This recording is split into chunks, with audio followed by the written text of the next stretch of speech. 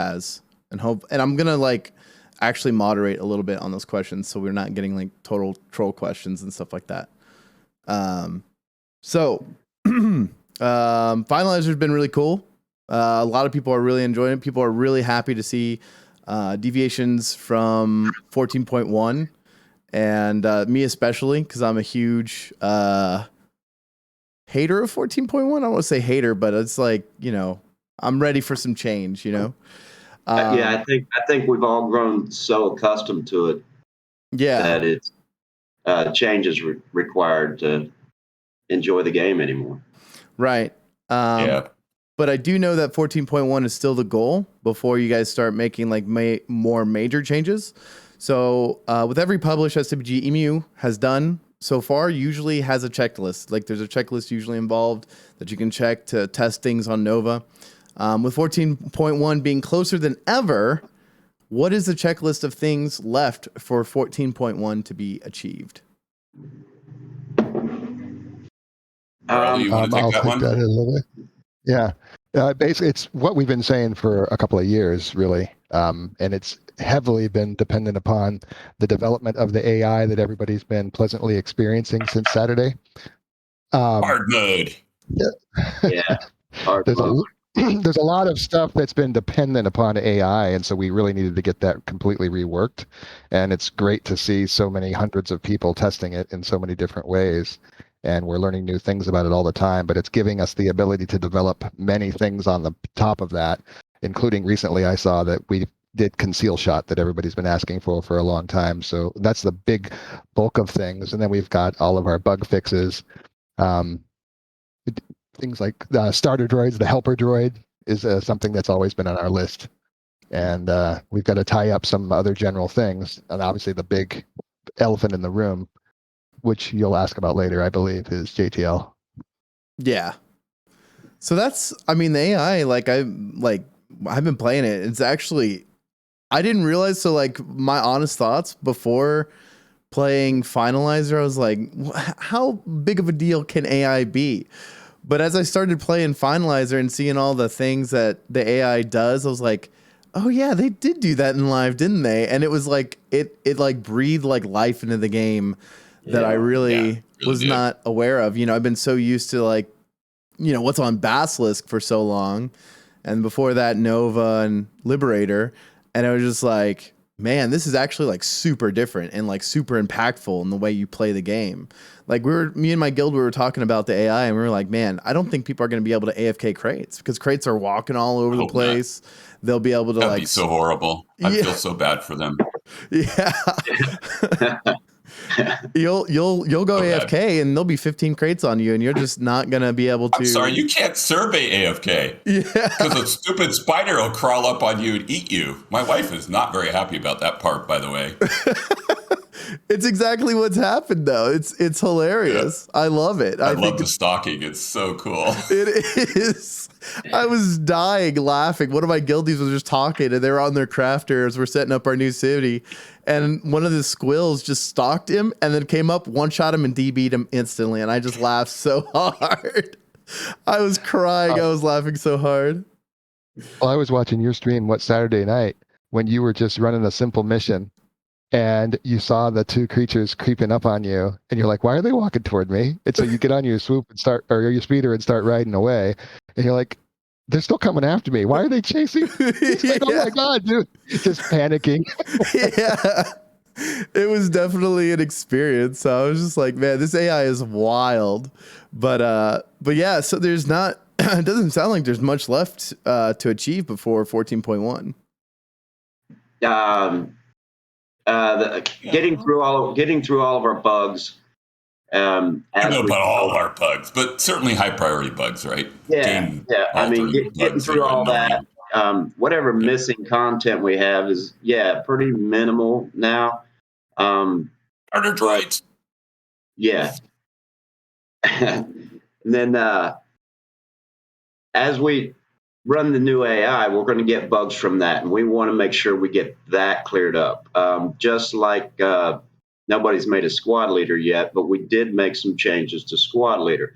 We want to see how that plays out before we make a commitment on that before we push that any farther or make further changes. We need to see these things happen over time and see how they're received. And as we push forward and we get to a point where we can feel comfortable with the amount of changes that we've made, then we can, call an end to 14.1 and move past 1.0. That's excellent.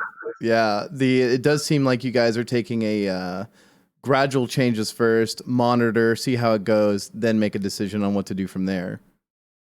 That's why we chose not to make a whole lot of changes right from the beginning, because they'll be harder to separate out and get cleaned up. Yeah, that makes total sense to me. I think that's like an actually really good idea.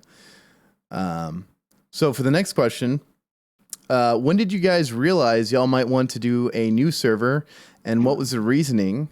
And then about also 3 years ago. about 3 years ago. 2017 would be when I first proposed. I'm sure like 20 times internally it was proposed, but for me, really, I think the big things. I wanted to kind of take this one for a second, and the others can add to it. But the big drivers for me, yeah, sure. The big drivers for me was there was a gentleman who posted the project within a project, and we all know that Mobius famously did this swipe project, right, with a bunch of people where they pretended like it was like they had been on a new server, a simulated wipe, and then we saw this idea proposed again by a person on the I want to say it's clusters something 4400. I'm sorry, I should know. But and we started talking about it internally, and we've actually gotten into a strange place in Basilisk. A couple of years ago, we were talking about this. We said Basilisk is going to be beta test. We're going to start trying new things, and we just never got comfortable with that. The community seemed to flip out every time the smallest thing would change. We never got to a place where we just felt comfortable. And because of that, we knew AI was going to be like a nuclear bomb going off, number one, right? We had this voice coming from the community and others jumping on with that. And then another factor that came into this, which I won't go deep in here, but someday I could write a book about, which was Clone Wars. And during Clone Wars, I actually wrote something to do an in-game survey on a couple questions we had about how to handle that. And we never used it.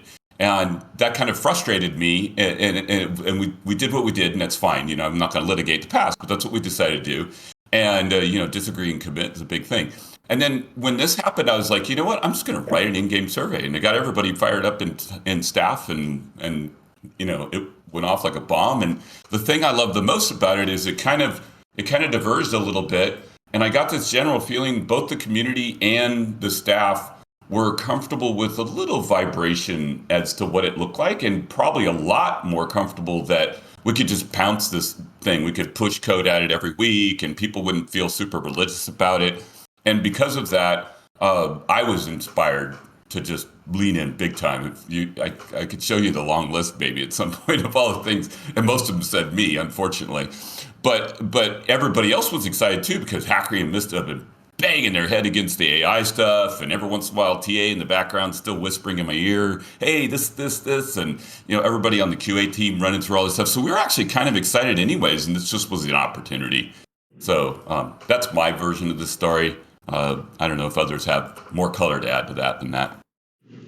For me, it was an entire week when that survey run. I couldn't sleep. I wanted to see the next hour's results of how the votes rolled in. I was watching the next hour's results. Yeah, because we had updated results internally every hour on how that vote was going. We watched it flip completely upside down, and that was awesome.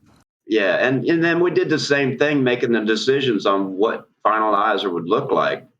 Even the name, it actually got to the point for me was, I don't care what the name is, just launch it. Yeah. And it was just that much excitement we all had internally to get this thing going. Yeah. Nice. Yeah, that's good to hear. It's surprising to hear you guys wanted to do one in like 2017. The 2017, that's when there was like hardware failure, I guess, for Basilisk back then, and it was like a perfect storm, right? It was like, from what I remember, it was like one server went down, the backup also a couple weeks later also had issues, and there was like so much hype around then about Basilisk wiping potentially, unannounced. But did that event affect your wanting to wipe the server, LordKator, or were you like wanting to wipe before that? Well, I don't know that the community is aware, but I've been in and out of this project over the years. I came in 2013 and helped with some stuff around server issues and kind of floated away. And then when that happened, that was kind of a moment where, I don't want to put words in TA's mouth, but I think he would agree with this, where he was like, I hate managing servers. And it turns out I love it. It's like my long-term life goal has always been sysops and everything else. So that's when I joined, and we moved to new infrastructure and everything else. And I've refactored all of our systems and put them in containers and just did all kinds of crazy stuff, all kinds of automation and everything. And that's when I was excited about, like, we could just spin another one up. It wouldn't be that hard, but there's just an incredible amount of fear, and not wrong, about breaking the community up, right? And about bifurcating. If we just, we got couple thousand users that are monthly active, and if we break them up between two servers, it'll fall apart. Matter of fact, we even had internally, this is not a well-known fact, but internally we had a couple of hours with Raf Koster in December of 19, right, guys? December of 19. Yeah. And we did a phone call with him. I reached out to him, and he's such an awesome guy. And he gave us several hours, and we asked him lots of questions. And we asked, like, should we launch another server? And he says, well, anything you do to bifurcate the community, you got to think carefully about that. And that scared us too. So we just kind of went quiet. And so y'all were, that's how we got to where we were. So like behind the scenes, y'all were pretty scared about launching a new server, especially because like back then, Jedi was around, like FRS was around. The population wasn't as down as Basilisk was right before Finalizer released. So I guess it was like looking at Basilisk numbers, I guess, because I remember you made one post where, like, I don't know if it was last year or the year before, where you said there was 10,000 monthly active users, because I think I had made a post about Basilisk being dead or something, and you responded with that. And then, like, shortly before the survey, you said there was 2,500 monthly active users. 5,000 to 2,500, but yeah, I can get the numbers if we want them later. Yeah, so I guess that definite decline in population was, like, I guess, motivation to try out Finalizer. No, really, the motivation to me was AI, the community getting on fire, and all of us getting excited. Those were the motivators. I really didn't care about the MAU on Basilisk. Yeah, right? Like the energy of it was what was exciting. Just seeing the community come back and say we're in, and then we had some really great arguments internally. I won't tell you all the things that we suggested, but we had great arguments internally about what would or wouldn't do on this new server, and then we did the Q&A, and I think we were just really happy with the way the conversation went with the community. I think the polling was really good. Like, I was excited. I know a lot of people started getting excited. It was actually really funny. A lot of people's response that I knew personally was like, oh yeah, it'll be a few months before we see a new server. And I said, under 2 months. I was like, under 2 months. I was a believer. And then I had wrote a bot that was literally posting in Slack every single hour, the results. Yeah. And the results were kind of like, this is not a good idea. And it was just like a nuclear bomb went off. Oh, for real? And when the bomb went off, it was like, that's it. I just started to list and just said, okay. And we started arguing. I had my mind mostly on like how to set up the server and how all the tasks I had to do to get in place. So I made a spreadsheet, and then the rest of the team really went after, and I think actually Hackery was a big start on that, and just started writing a Google Doc about what the initial state of the server would be. And there was just fantastic arguments about, we should do this, we should do that. It was awesome. I didn't get to do much of that because I was meanwhile just like, oh my God, I created Tater, I got to get this in place, I got to get that. And I didn't play much on that either. I mean, because basically all I did was keep everybody calm and focused on those arguments that we were having. And just keep the ball rolling. And exactly. It seems like it's really been awesome though. Like it seems like it was a good decision. We'll see. Yeah, we'll see. I think it's working out so far. It may not survive this next boot. Who knows? And we'll wipe again. Right. Well, I was going to ask what did internal discussions behind that idea look like, but I think you guys kind of answered that.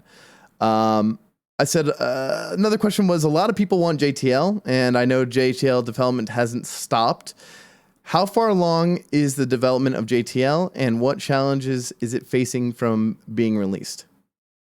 The biggest part of that would be quad tree versus oct tree in the code to be able to handle all the different dimensions for travel in space. So like that. Yeah, I mean, the big thing you have to realize is the game is actually, it's like playing pen and paper Dungeons and Dragons. Mm-hmm. Literally, that's what you're playing. It's just flat. There's really, I mean, we have Z, but it's not really designed for full dimensional indexing. And because of that, and also when you fire something, when you fire your gun in the ground game, it literally has already decided if it's going to hit or not hit the other person, right? Like it's just math, right? Right. And then it plays this animation and it does all this delay, and we'd spend more time actually screwing around on the backside, making it feel like it's different. When you shoot a missile in the game, you could actually miss the person.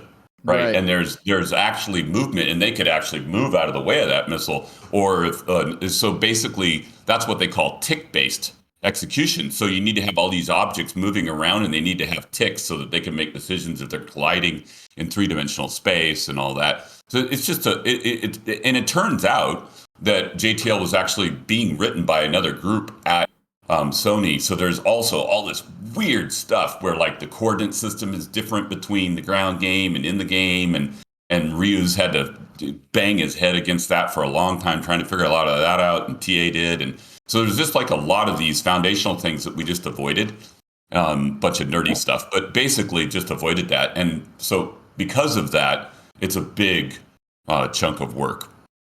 Gotcha. And we do have one person who's pretty much, fired up about that. And that person has to deal with real life, like all of us, unfortunately.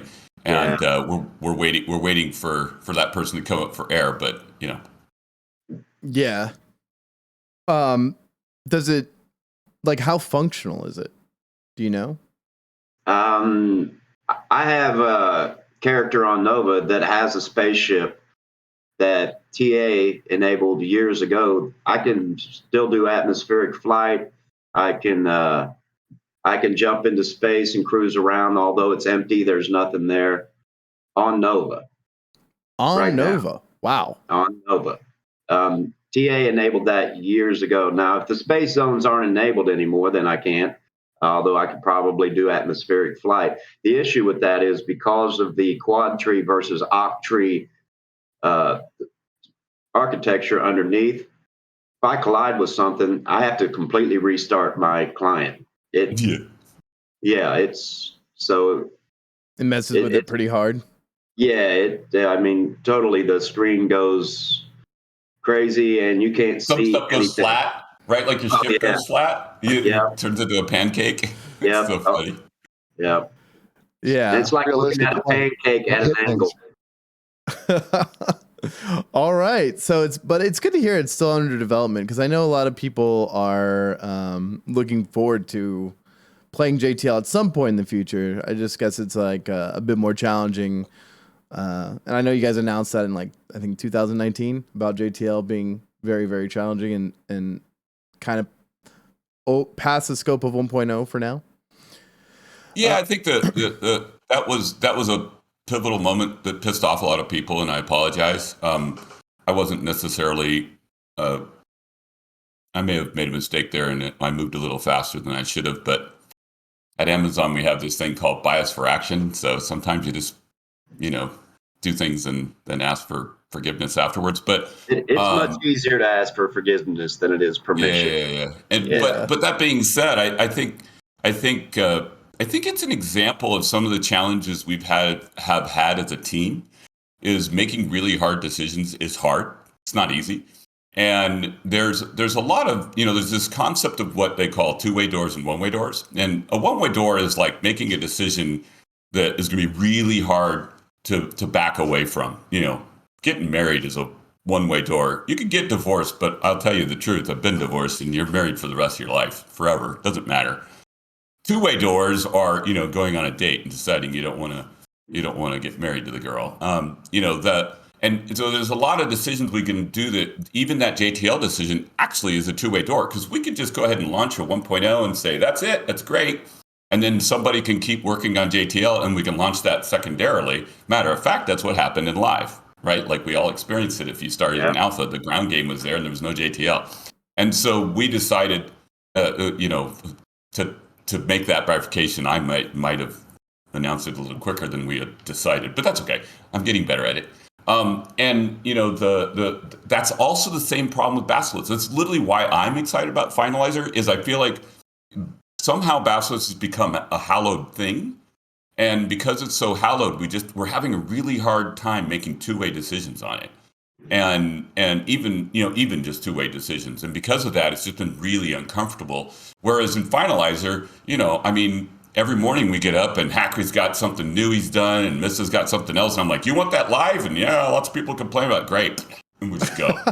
Right. So I think that allows us a lot more freedom, and people kind of know we've set the rules in advance. And the problem with Basilisk is the rules have just kind of turned in concrete, some implied agreement that doesn't really match what we believe, but it's an implied agreement. Whereas here, there's no implied agreement. We've been just upfront in advance. Every week we'll push new code that's 1 week behind unstable. Right now, you're going to get lots of updates because, we're on holiday too. So that's a good thing for all of us. Yeah. And that just gives us a ton of freedom, right? Like it gives us freedom to really just listen to people, try things out. Hey, you got 80Ks, right?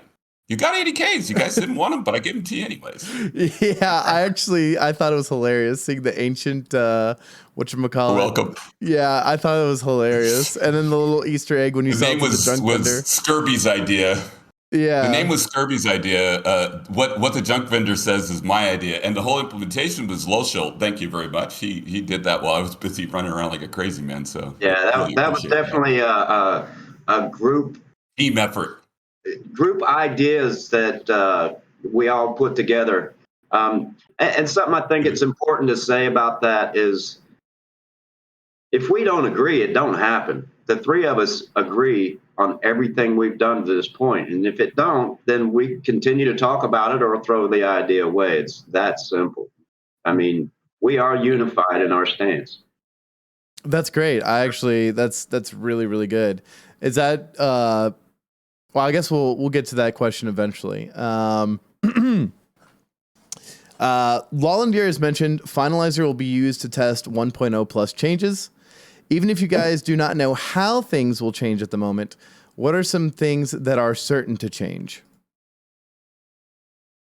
Well, I think it's, to me, others can say what they want, but on this particular one, I think it's a little early to say that we know. We have had a lot of internal discussions, but frankly, there's an interesting balance point here. And by the way, even the launch of Finalizer kind of, we got a little excited internally what we wanted to do, and then there was kind of an argument about this is probably spending more time than we should on Finalizer. We should be finishing 1.0. There's always that balance, right, between those two things. And so I would say it's a little early to even give you any idea, but it's up to Scurby and Farelli if they want to give some hints. But generally, internally, we literally have separate Slack channels for every discussion we had around this, and we just argued about them over the years.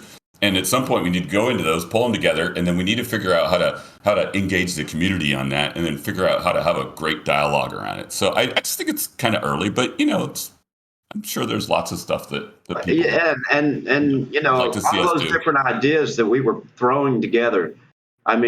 We probably had a list of 100 different ideas of changing buffs, reducing resource qualities, changing armor, and so many hundreds of different of ideas.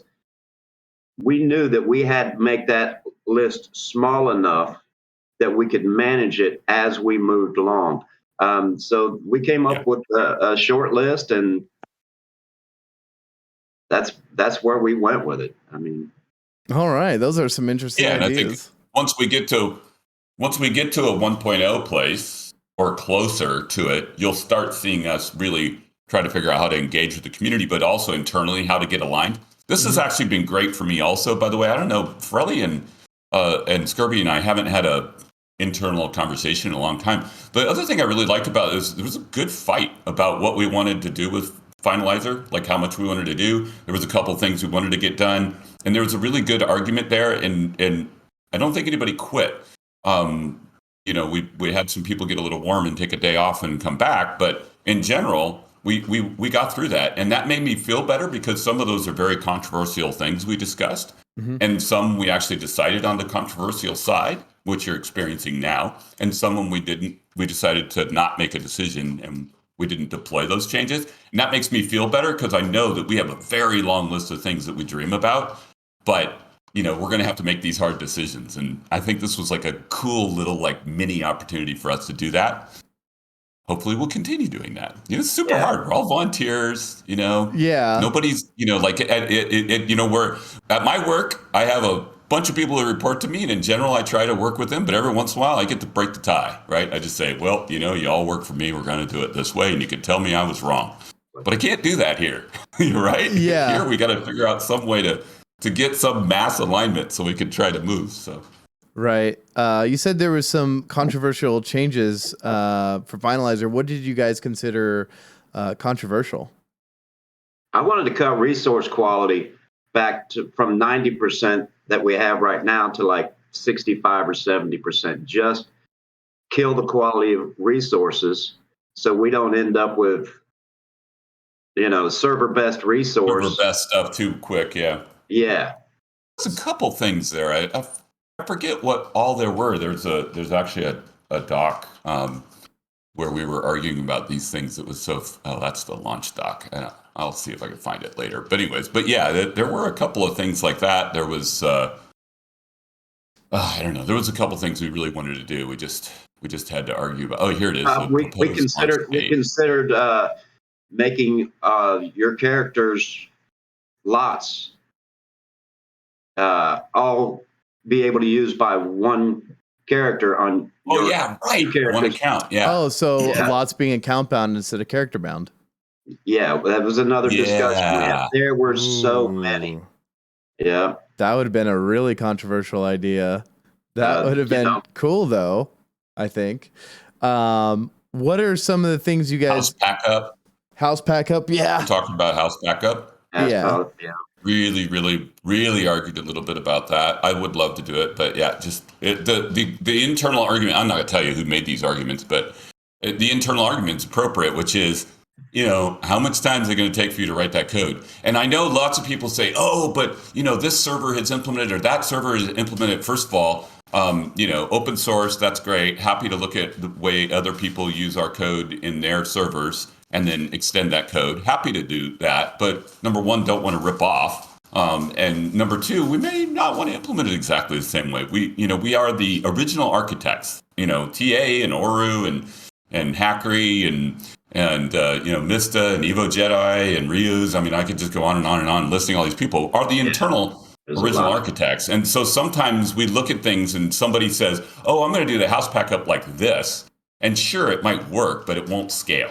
Or there's going to be problems with it later, and we're going to have issues where a house floats off and there's a million objects in the database, So because of that, there's kind of like, oh, there's an idea, then there's an implementation maybe that somebody's done on some server somewhere, and then there's actually making it what I would call production ready code, and that's a lot of work. It's like, usually it's 90% that side of the work. You code 5% of the time, you spend 90% of the time debugging and testing and making sure it's good and make sure it's maintainable.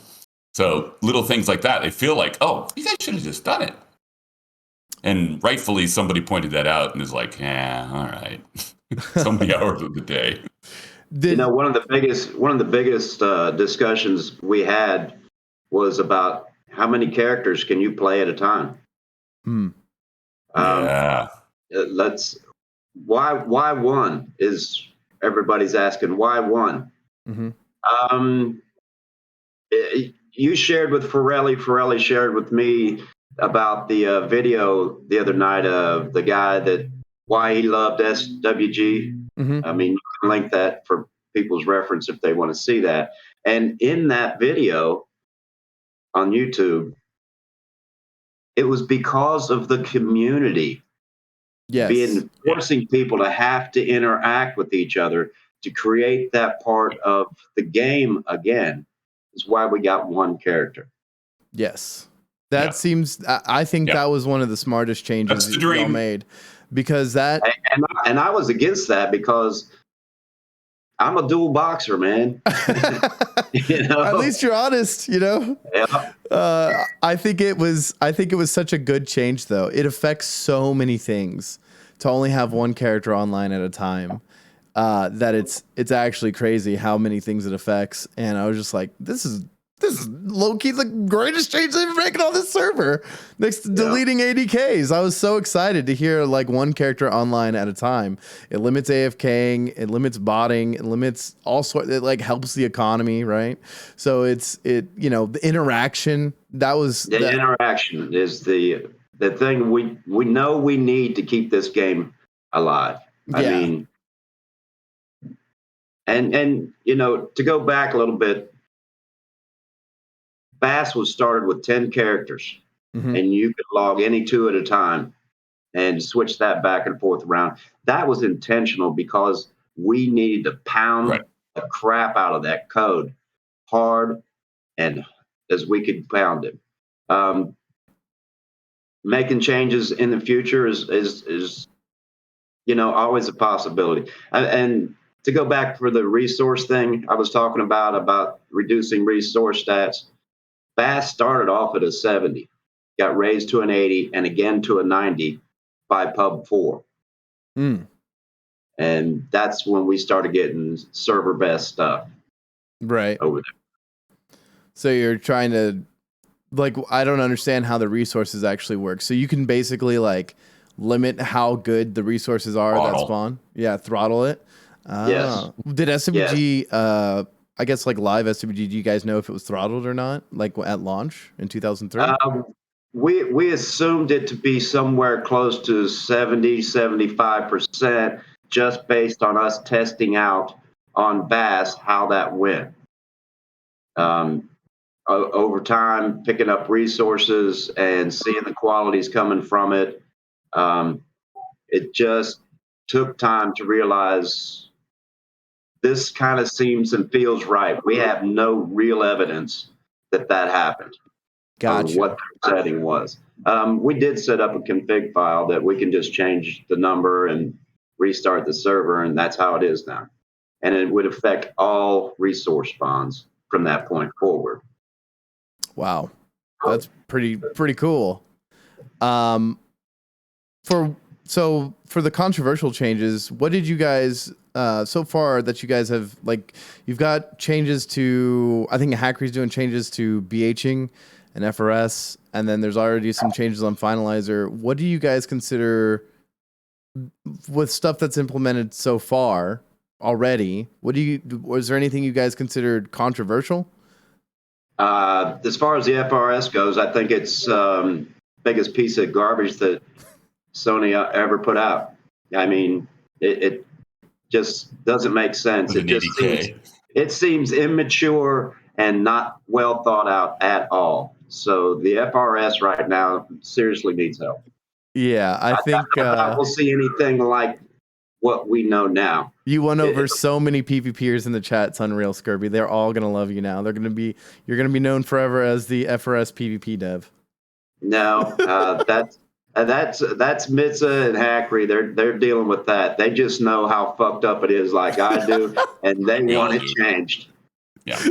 So we'll see what we come up with. Yeah. A lot of people agree with you. I think you shouted out exactly how the community in the FRS feels.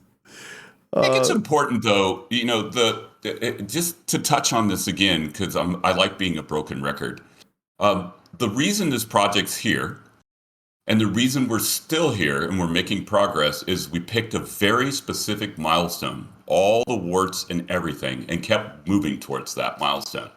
You see this all the time, and I won't name particular places, but you see it all the time where people get excited about ideas and they just continuously try to to address the idea. We call it scope creep in code. And then the scope just gets beyond the point where you can actually implement it. And then what happens is you start making decisions about, oh, I could do it faster but lower quality. I could do it faster but it won't scale well, so I'm just going to smash this in here. And the big advantage this project has is that it was very religious about that bookmark, right? The fun thing is as we approach that bookmark, we can now start having these kinds of conversations. I think sometimes that people literally think we are idiots. They think we're morons. And that we sit here and just think that was the greatest game we ever played, and that's all we ever want to do is do that. Well, I might be an idiot. I know these guys aren't, but I might be. But I could be clear that we all know FRS is broken. We all know there's numerous things broken about this thing, but we're still going towards the broken thing in order to have a place where we can say, we're done. And you know what? A lot of the community will probably take that and run a 1.0, perfect server that never makes a single change, and people will be vomiting all over themselves for decades on that. But that's not where we want to go in the long run. But I think it's important that, when you say this, like, oh, these people are, all these PvPs they finally think you're hearing them. No, we've heard you for decades. We're just trying to hold to that. You can't build an apartment building and literally you're building floor 12 and somebody's talking about what floor 36 needs to look like. And the building plans are on up to floor 20. It's just not fair. Like you just can't do it. Yeah, that makes a lot of sense. You have to we're going to build it to floor 20. And then when we're done with 20, we're going to put a sunroof on it. And it's going to be awesome. But until then, no. So anyway. That makes sense. I know it's a broken record thing for me. You guys hear it from me like a million times. And he's absolutely right. You can't get a step ahead of ourselves because a whole lot of this we can't back out of and go, oh, well, we'll get try distracted. this. Those are one-way doors. Yep. I mean, as we walk through those doors, we got to make sure that when we close that door behind us, that everything we've done to that point is for the good of the project and the community as a whole. Right. Yep. Which I always harp on everybody in staff. That's rule number one. Stick to rule number one, and we'll do just fine. Gospel, do you know what rule number one is? Don't fuck with the players. Thank you. There you go. That's rule number one: is do not fuck with the players. I've heard it so many times from Scurby, so that's good. That's great though. I think a lot of people appreciate that. With that said, do you guys have because the 14.1 goal has helped a lot with what you were calling scope creep, and I was actually thinking about that. Are you guys planning to set another goal once 14.1 is established for things that you guys would like to address in order to? We've already started on that. So to some degree. But we want to do it in a way that is thoughtful, that doesn't burn 100,000 hours of all of our time while we're still trying to solve that bookmark. We got to get to that 20th floor of the building, right? Mm-hmm. Before we install the pool. And the other side to it is we want to figure out how that we can engage with the community. We have internally had a number of great arguments inside of Slack. We literally have all these channels, discussion dash. I mean, there's like, God, what is there, 20 of them? Like discussion buff bots, 40, discussion combat heightened, discussion GDC postmortems, kill 80K, lots per K character. And so what we've been doing is when a topic comes up, we try to jam it into one place. And then we need to kind of figure out what those will look like. And then we'll build a roadmap out. This happens to be my day job. I'm a product manager. And we'll work together as a team, build out a roadmap, and we'll decide what those milestones look like. And then we'll start trying to explain to the community. That being said, my favorite word, and Scurby's favorite word, and I'm sure Farelli and the rest of the staff, I hope, agree, is mystery. Mystery. So, yes. I literally want to put more Easter eggs on Finalizer since we had so much fun with the last one. So you may get some low impact, low cost developer, quick Easter eggs. Keep your eyes open. But also when we do when we do our releases, we're going to want to have basically a public roadmap that we're willing to share with people. And then there's going to be a private one, which is going to be like, wow, people are going to be excited when this happens. That the players will have to figure out on their own without us telling them. Add the Amen. mystery. We've been doing a lot of events lately, and a lot of those are coded into Core 3 now that we can rerun at any time. And creating new ones of those and adding them in, and then you got to figure out how to get that done. We had the Visions of the Past quest, which is a prime example of that. It was pretty simple in its gameplay, but it took a lot of effort inside for us to make that actually happen. Yeah. And the number of people I ran into doing that quest on Bass was quite astounding. It was something new, and the mystery of it, of them having to find out on their own with just a tiniest little bit of information that we posted on the forums. Yeah. And then watching the community share that amongst themselves and watching it grow and everybody get involved with that. That's the mystery. Yes. We're not going to tell anybody any of that up front. You're going to find it out as you find it out. Yeah, I actually streamed myself doing that quest, and I think Farelli might have been watching at the time, or maybe it was Hackery and Fastburn or somebody. It was. Yeah, and it was interesting because I didn't know what NPCs to look for, so I was like learning from other people what to look for, and then once I got to the, I don't want to spoil it. Well, actually, it's past the 15th. It's done now, right? So once I got to the part where we're looking for loot and debris, I didn't even realize what I was looking for. And, Mobius 1 was in the chat. Let's see how long this takes you, Like, I like stuff like that, like players figuring out, the mystery, and that is something that's been kind of essential to SWG is the mystery, which leads perfectly into my next question, is what is SWG pre-CU? The reason I'm asking this is, people are, hearing about 1.0 plus and, the changes that might happen there. So what makes up SWG pre-CU? What makes pre-CU pre-CU?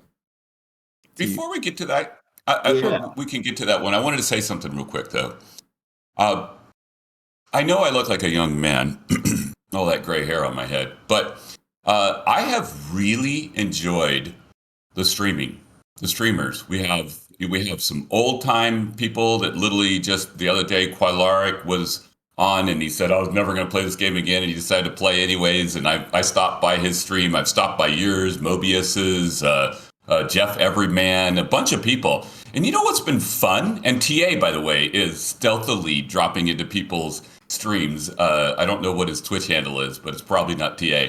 Anyways, and him and I were talking about this morning, is that it's just really fun, number one, to watch people enjoy the game and just playing around, watching them get pwned by the AI and find new things in the game. It's just really fun for us because, frankly, that's what we're doing this for, right? Like, I mean, I'm spending 40 plus hours a week on top of my work, just doing this stuff. So you guys can get killed by a Nuna. Yeah, just so you can get killed by Nunas, but that has been really nice feedback loop for us also because we're starting to get, we were really nervous about AI because we knew it was going to be interesting. And, Danny worked on it years ago and it was thousands and thousands of lines of code and we were all uncomfortable getting it working. And then, Mr. banged his head against it for a while until he wanted to cry. And then Hackery, it's literally been the thing that's just brutalized every developer that's touched it. I've gotten close to it and every time I get scared and I just go away, which is something considering I've been pounding code for 40 years. AI code is enormous. But watching people interact with it has just really got me excited. Even this morning, I'm like, oh, we need to fix this thing. And let's add this error so we can figure this out when it happens next time. So that feedback loop has been really cool for us with the streamers. Like, frankly, I have really enjoyed being able to watch people play it, taking notes, seeing how people think about things, and then using that to kind of improve the overall cycle. So anyways, I just wanted to point that out. This is a big change for me in the last couple of years, is just really seeing people stream it live. And, you search on Twitch for SWG. It's shocking how many people are streaming it. They may have 3 followers, but there's still people out there just doing it. So Thank you. Anyways, we can go back to your pre-CU question after that, but I wanted to point that out. That's cool. The pre-CU, I thought we all knew the difference between pre-CU, CU, and NG. Do we not? I think it's a religious question. I think it's a religious question. So we're going to have... I mean, I think you're asking what the future looks like based on our religious beliefs, right? Is that what you're asking, really? Honestly, Gospel? Yeah, I guess it's kind of like, like there's obvious problems with pre-CU, right? And I'm not saying, bring about the CU or anything like that. Oh, it's perfect. It's without flaw, created by God why they call himself. It pre-CU. It's perfect CU. Perfect CU, yeah. But yeah, so there's obviously problems with the game, and there'll be like clear attempts at solutions and ideas for solutions and stuff like that. And so I was wondering at what point, because it's going to morph into something people don't remember, right? To some degree. I doubt that. You don't think so? It depends on what, are we talking about adding bark speeders or 2 vehicle swoops? Those are all NGE accomplishments that would fit into pre-CU without a big problem. I'm talking, I guess, more like systems, right? Like armor is like really freaking strong, Yeah. There's like, so buffs are really overpowered. People can go solo elders. I'm not sure that was, I know that wasn't intended, right? By like as original SOE for people to be like buffed up 90% swordsman armor, just running through elders like it's nothing. And see, that goes back to the conversation we had with Rafe Coaster a couple of years ago about his vision for how this game would go and how to keep the gameplay alive and keep the community together instead of them all dispersing out into their own little sections and running solos and shit like that. That's why solo groups got nerfed, because everybody in the group could just go do their own thing by themselves and nobody grouped together to actually take on a mission anymore. Because of buffs and armor and spin groups and stuff like that. It just kind of detracted from the actual gameplay as was intended, right, by the original idea creators of the game. And being able to maintain that, I think, is something that I'd really like to see happen, but within a certain tolerance. I don't want to take anything too far, because I am adamant of the anti-nerf version at 1.0. We can add, but I don't want to have to be able to take away from the players to get the game back on track where it was intended to be in the first place. I like that. It's hard. It is hard. Yeah. The other thing is that, and we're going to ask the community this, but I may have a certain bent, which is, maybe we'll just keep a vanilla server going forever under the EMU banner, as long as we can afford the servers. And frankly, if it gets bad, I'll just fire up a monster server in my house. I got gigabit internet. I don't care. But we could potentially just keep a vanilla one going for people who just want that, right? Mm-hmm. But I do believe that 10 years from now, scary to think, but 10 years from now, you're not going to recognize a game you played 30 years ago. Yeah. If you do, you're going to go to the vanilla server and maybe you'll remember it, and some of us won't be here anymore. But I would hope that we get to evolve to that's why I've asked if you were asking about the philosophy. Yeah. My intuition would be that what we want to do is make things that have that are connected to the core philosophy of enjoying a sandbox and having it be balanced, still figure out some way to balance the Bartle thing. It's impossible but fun to try. It is. And that we should keep doing that. But at the same time, we want to evolve the thing, and we want to be able to make it really easy for content creators to put content in. My wife has a bunch of great ideas for quests that she wants to do. I want her to be able to do that. She's not a programmer. She knows how to use Word and Excel. So we need to write tools that allow her to do that. And if we can get that kind of creation going on, then what'll happen is you'll have a lot of fun just enjoying new content, new storylines, and new capabilities and whatnot inside of the game. And yeah, it won't look exactly the same. And yeah, I know I saw some people complaining in chat here about that. Well, maybe we'll just have to run a vanilla server for you, and you guys can play on that until, the heat death of the universe. I don't know. Yeah, I felt like it was an important question to ask, just because, to some people, like fair. Attacking every 1 second is pre-CU. To some people, defense stacking and being untouchable unless you're intimidated is pre-CU. So I was wondering, philosophically speaking, what is pre-CU? And that was a good answer, I think. So, I'm going to just get this question out of the way because I'm going to get crucified by my guild and friends if I don't. Oh boy. GCW and TEF. A lot of people, I don't know, I wouldn't say it's the majority of the server. I'm not going to make any assumptions about that. But a lot of people I know personally, and myself included, would like to see like the pre-published 13 TEF system re-implemented with the overt covert system. Thoughts on that? I'll take that because I've thought about it a lot.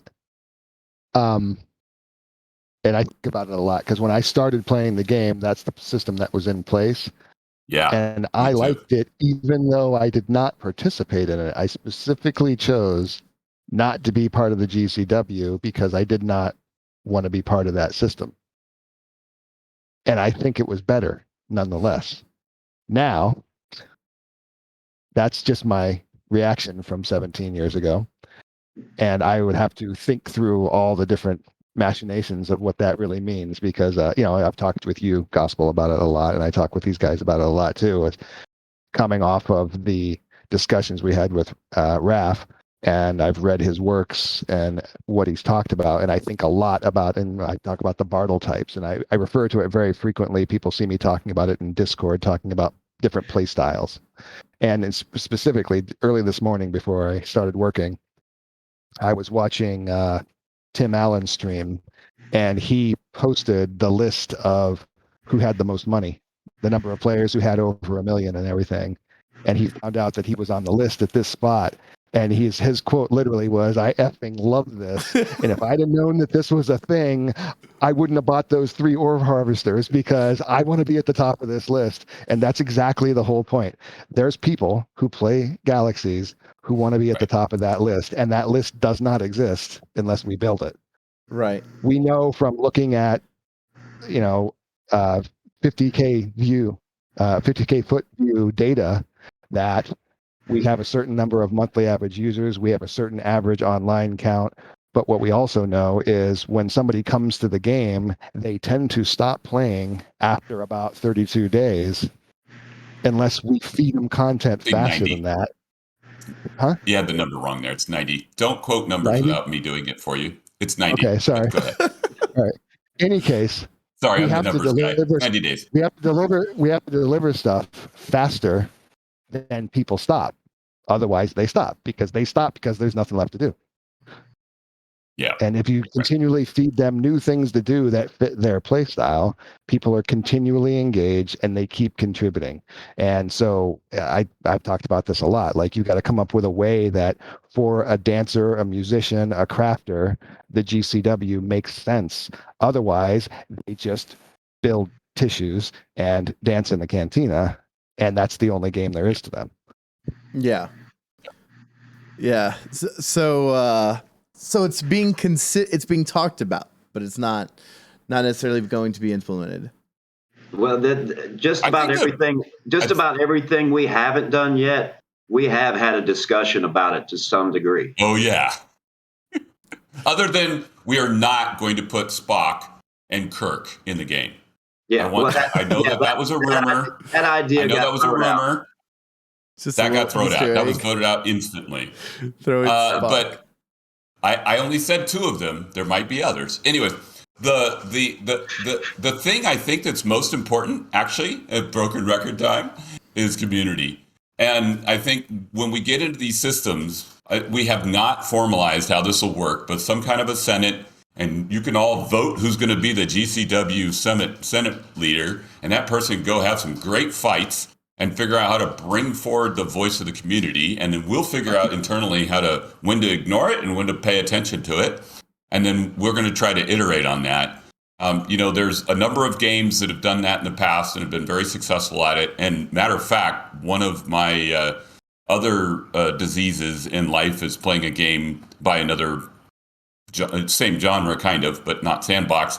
And that one just recently decided to relaunch its classic, and then now they've decided, we're going to basically build a Senate for same game. So what a great way to keep pouring gasoline on a fire. But anyways, I think that's important because we do want to try to figure out how to work with the community. That being said, I will say this 14 million more times before I die. Nobody would have voted to have a creeper in Minecraft. Period. Nobody would vote on a mob that could walk up behind you and blow you up when you're not looking. That's Period. True. Nobody would do that. We can't have everything just be voted for. It won't work. It'll be the most boring game on the world. Life isn't even that cool. We vote for all kinds of stuff in life, and then we find out what we get to actually deal with. And so I just think that's the most important thing. So we want to engage community. That's probably rule number 1. Rule number 2 will be it needs to be fun. 3 should be there's got to be discovery and mystery. And probably, number 4 is sometimes the community's wrong. And we're just going to do something, and it's going to be fun. You should read the book, by the way, Ralph Koster's book about fun. I forget what he calls it, but it's Theory of Fun. I think it's called. I've read it. Theory of Fun. Yeah, it's great. He also has a great book on postmodernism. I've read that one. I'll have to look that up. So, anyway, but yeah, off my soapbox. Sorry. I agree with that. There's some games some things like. You listen to the community, and the community just doesn't understand how things are working and what the impact of certain things will be. A lot of times, like I'll see people suggest changes that are clearly in the interest of what they particularly like in game, but would not be good for other players. You know what I mean? So it's like, let's give TK's lightsaber damage and give him 1,000 damage weapons. And no one's actually making that suggestion, but essentially it's the same idea, just toned down a bit. And so people only, react, or they only suggest ideas that is in like their best interest instead of like the game's best interest. Well, and see, over the years, I've had to deal with that a lot. And for me, I always got to figure out, is that person wanting to actually change things for the community, or are they just wanting to serve their personal agenda? Now, when we get into somebody wanting to serve their personal agenda, if LK says he wants to do this and he just says, hey, I want this to happen, well, we've stopped that by making sure all 3 of us agree before we actually do things. And that creates that discussion, and that creates that thought process that we have to walk through to make a good decision for everybody instead of working on any personal agenda that we may have. I mean, I want to nerf the fuck out of 1.0 and work up from there. Right. It may not be the best solution for what we need to do, but that would be my personal agenda and not the agenda of the entire project to keep it perpetually moving forward. That's good. Right.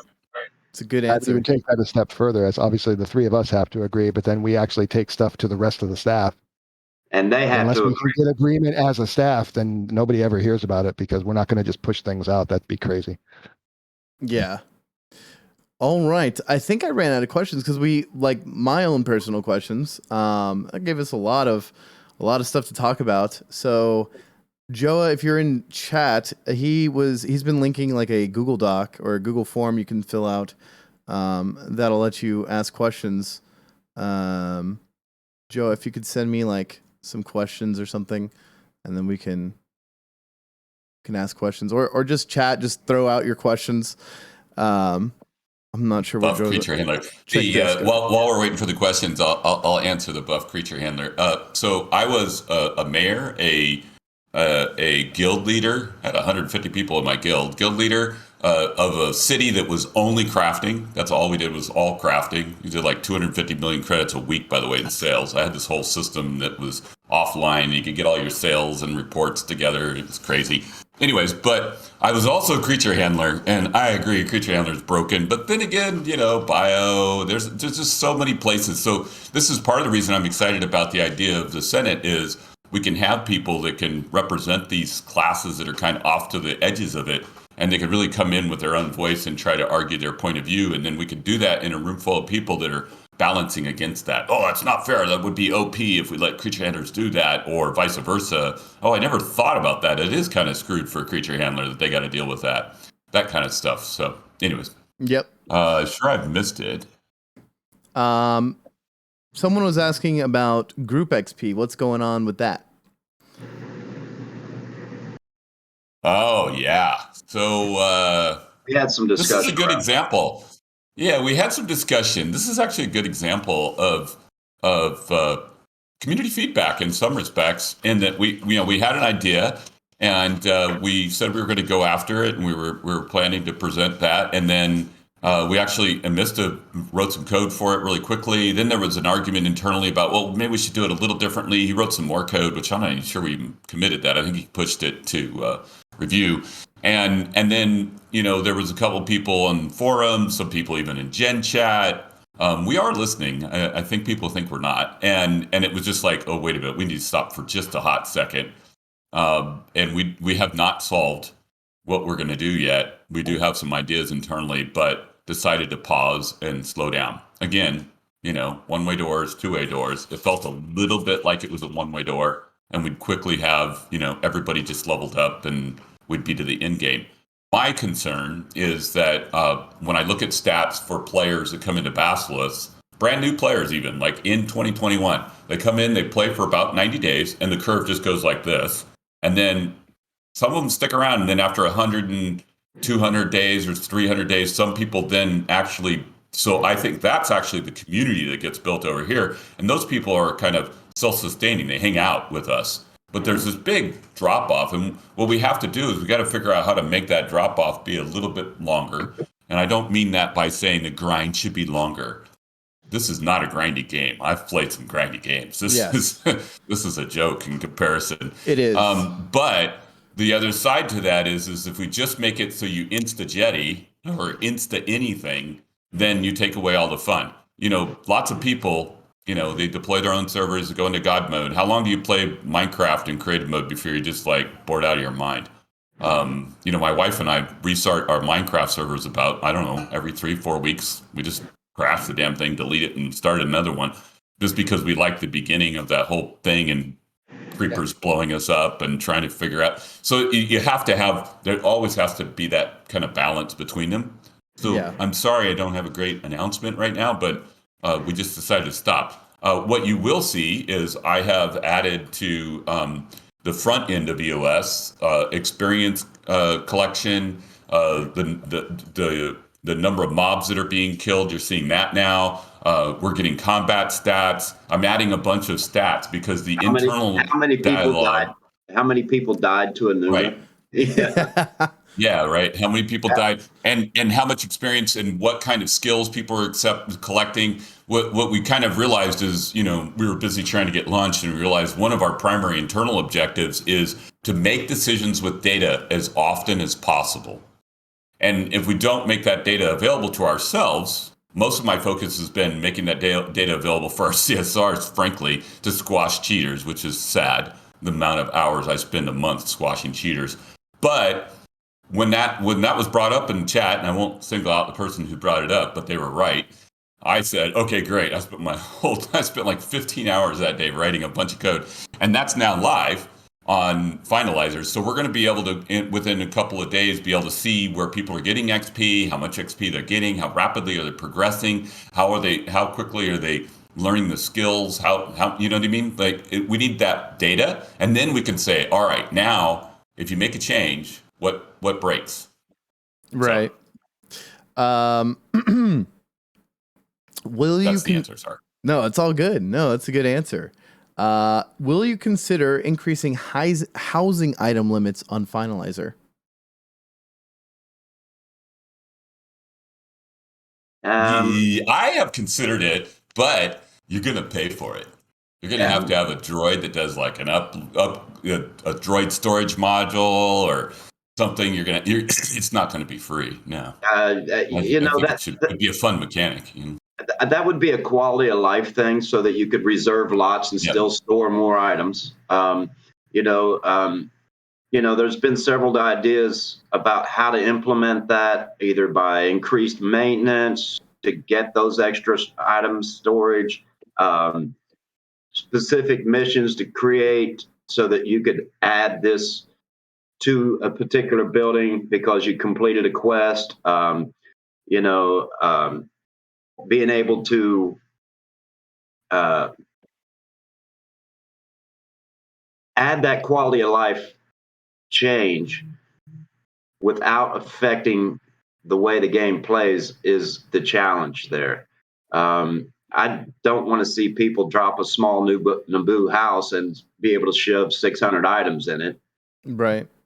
That's kind of defeats the purpose of having the limits and the limit on the number of lots that you have. And, that begins to ruin the quality of life of the game itself if we don't watch how that gets done. And that will take, like LK said, data-driven information to make that decision. We can't just arbitrarily throw that in there across the board and expect it to go unnoticed and not have an impact in the gameplay at all.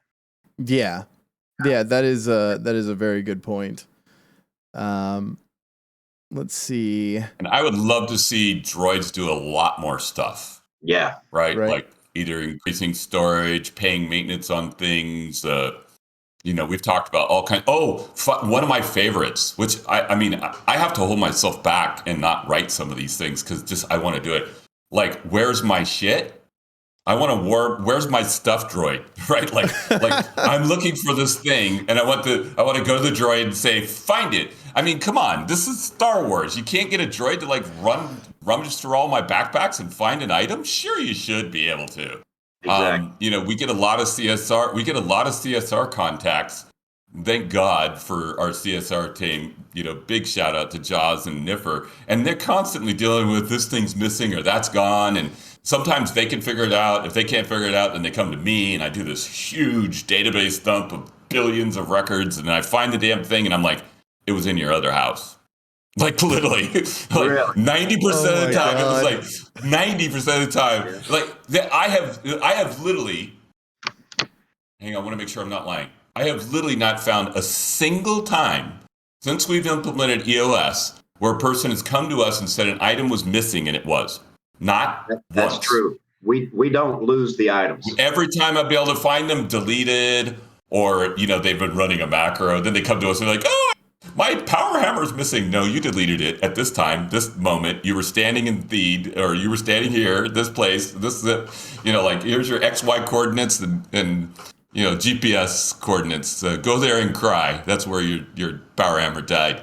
And ever since we've done that, it's been great because it gives me a lot more encouragement to believe that the system works. But also, I notice people are frustrated. It'd be great to give them a droid where they can just self-service that. So there's like lots of little things in CSRville that we should just give them droids. They can self-service that. The droid burns up, smoke, off it goes, right? I'd love to be able to send, I'd love to have a mule droid. Like I could put I'm surveying and put a little bit of resource in the droid and then fire him off, and then some percentage of the time the Imperials get him or smugglers attack him and steal some of the resources, and not all of it makes it to the other person, right? Like I think we could do a lot more fun stuff like that. Sorry, those are just some crazy. By the way, none of these sanctioned by the team. There's a lot of these ideas, and people are going to be like, "Oh my god, that sounds amazing!" I've gone so far as to get involved with the SWG Underworld that have written the whole really second version of the game as scum and villainy of smugglers and thieves and robbers as gameplay, as the character choice of skills that you can walk through. Star Wars They Galaxies have an expanded universe. enormous amount of ideas that are, some are really fucking cool, to be quite honest. To be able to work those things in over time, yeah, there's a lot of those things that I'd like to see personally. Are we doing that right now? No. We got a focal point, and we got to stay focused on that. Yeah, that makes sense. One of the things that was mentioned earlier, because Scurby talked about the Visions of the Past event, which was the most recent one, and it was really short. And some people even posted, wow, that was really short. And the reason is because it was written a year ago, and we couldn't publish it in time, so we saved it. It was the first in a series that developed the technology that we used in the events that were longer this year, including a couple of months ago, we ran one. And as part of that whole process, we developed the ability to, with code, run a screenplay without restarting the server, which was never possible a year ago. So as a result, we can write as intricate a screenplay as we want, test it, get it all functioning, put it onto the database, or put it into the code base, and set a start and stop date. And as long as we're in the right window with a console command, we can start that whole thing live. That's so basically you're seeing us, make some of those investments to what I would call the content pipeline. Mm-hmm. And we got to make it until Sandy, I'm sorry, my wife can implement her own backlog of quest ideas, I will feel like I have not been successful. So that's my goal, so that my wife can push new content. So that is cool. My goal has been to enable the people on our team to get those things done in such a way as like, hey, come on, you can do this. Go for it. Not just my wife. I'm just saying that, not a coder. What I'm always trying to do is if I do a thing once, I get mad. If I do a thing twice, I get madder. And if I do a thing three times, everybody here has seen this happen. Kator goes dark, and then I come back with a new C3PO command, right? It's just like, that's it. I'm never going to do that again. I don't ever want to do that again. I never want to do that again. And so a lot of what we're trying to do here is build those tools so that I don't have to be the blocker, or somebody on the dev team has to be a blocker, and they can just, those people can go while the dev team still continuously works on the underlying infrastructure and solves all the crazy problems that we're dealing with on a regular basis. Yeah. This question is kind of related to something you might have said. I don't remember if you said this in my stream chat or on the forums, but you said you wanted to take another look at the professions. You weren't, like, the combat professions, you weren't exactly sure if they were like up to par or something. I don't know what you meant by that exactly. Carbineers broke. Carbineers broke. Is that what you're talking about? Several classes kind of are broke, but not in the way I think Carbineer is. Yeah. Quite specifically, if you have like a Carbineer merchant, your merchant's he's rather squishy, so it'd be great if he had lightsaber resist. But yeah, so some people are merchants wondering, should have insta kill. Merchants should be able to push a button and just kill. Yeah, an ability to call in the security guards, the mall police. Yeah, the Trade Federation. Yeah, the Trade Federation. Will come in. Yeah. I want to do some more stuff with Trade Federation. In live, my guild was called the Trade Federation, and our tag was Feds. And actually, I had an argument with Zoe about it for a minute, but then I won. And I didn't know, but secretly, I guess Ralph said it was cool. Fine, let him do it. And so I've always wanted to have like the Trade Federation playable. That would be kind of cool too, right? Like if you're a merchant, you could call Trade Federation cops to help you. Or the Naboo police, or you could become a marauder. Where are the cops in this? Or you could become a marauder and run from the police or whatever it was. Yeah. Right. So I guess I've written a lot of short fiction over the years. We have this ability to craft story and have overarching storylines and intertwining lines in the Star Wars universe that is just so untapped. It's not even funny. Yeah. Yeah. So I guess one of my questions, or some of the questions, this is related to the questions, is class balance. Is that on the table? I know those aren't necessarily. No, we want to have only Jedi's alpha. That's it. Everything else should be sub power to Jedi. Period. Well, you know, and merchants. Master Artisan is going to rock too. Yeah. So other than that, Master Artisan should be able to. Is it on the table? I mean, they should be able to just call down. Master Engineer and Artisan should be able to call down rocks from orbit and just drop on you, and you're just dead. As it works in real life. Yeah, of course we want to be able to figure out how to balance professions. The question is, what are you balancing them for? Are you balancing it so a Master Architect can go head-to-head with a Jedi? Because if you are, then that seems strange. Well, when people say, do you want to balance... Yeah, when people talk about balancing professions, I think that's a mistake. You really need to figure out like what's the player's intention by playing or wanting to play a particular class, and what are the strengths and weaknesses of that class, and how do they interlock with the rest of the organization and and when I say organization, I mean like all the players in the game, right?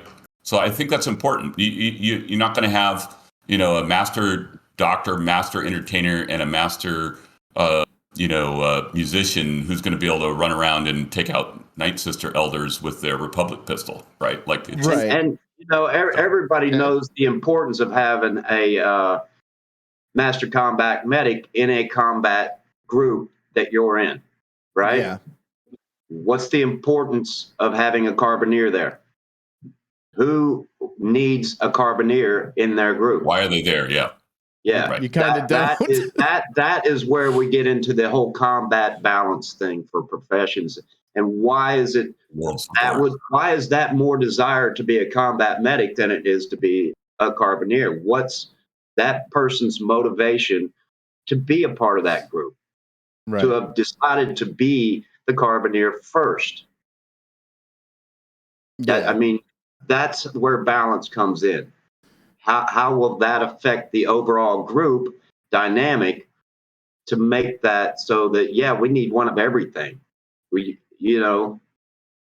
PvP, we kind of have that, right? We to some degree, like you kind of need. In PvP, you guys have a whole lot of flavor of builds is what you have. Yeah, well, we do, right. But you kind of need, like, the way the meta works in SWG is that it's, like, in other games, the meta is what's most optimal, and then off-meta things are still viable, but not optimal. In SWG's meta, it's like, if you're not playing it, you're not even viable. Like, it's like a meta it's like an extreme meta, where if you're not playing swordsman, if you're not playing fencer, if you're not playing combat medic, if you're not playing doctor is like, everybody has to have doctor because of dot weapons. Right. You're not viable, right? You're just gonna get left in the dust. So I guess some people are wanting specifically like buffs to Carbineer, even though Carbineer we know is broken. Pistolier, buffs to things like Jedi powers. People feel like powers is really underwhelming in terms of its strength. Can we look forward to changes like that on Finalizer in some time, I guess in like the nearish future or something? Because it seems to like you guys are willing to make changes, and I guess that's what people kind of are interested in. Until we get deeper into those discussions internally about how those things are going to be done, there's no chance we're going to put it on final. We have had a lot of discussion about game balance, going all the way back to nerfing buffs and nerfing resources that we first mentioned, which would affect all of those things on down the line through combat. If you can't get the right kind of metal to make a T-21 with, your rifleman's garbage. Yeah. That's I mean, all of that plays together. So until we come up with some agreement on our internal discussion on how that's the timeline on that is up in the air. Gotcha.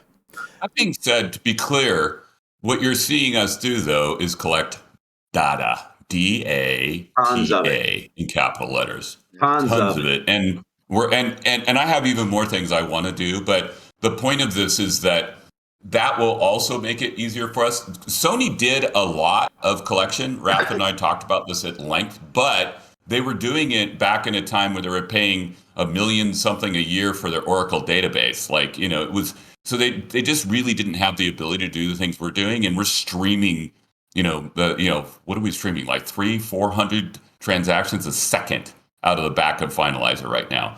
Yeah. So, now we can look at these things. We're getting 214,188 transactions an hour out of Finalizer right now. 214,188. So the reason he looked up is because he has an Apollo 13 by the way, console. The reason I look up is that's literally up here. Like, I have a console that floats above I have 3 27-inch monitors here in my office, and I have a console that floats above all of them.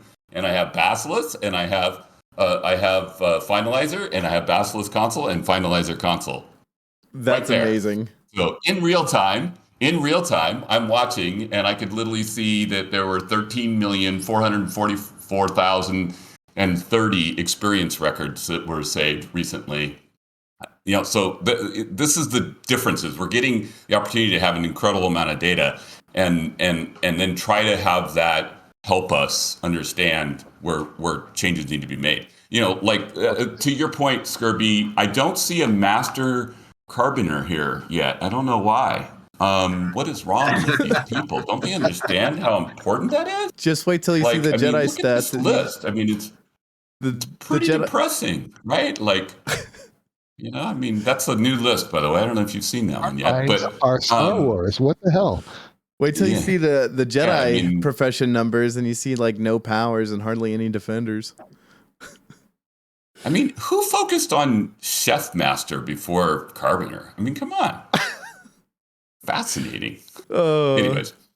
Yeah. So we'll have a lot more data. Sorry. Gotcha.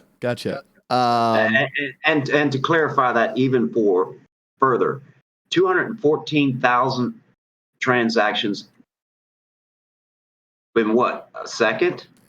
You said, LK? Per hour. Per hour. All right. On Basilisk, I have 500 million transactions since I started EOS. So half a billion. So that's all data it's only a year for and a half. us that has to be sorted through and made sense of to drive a good decision. That is on our agenda for the question of balancing, having the data makes a good decision on. Yeah. You know what it is? It's Moneyball.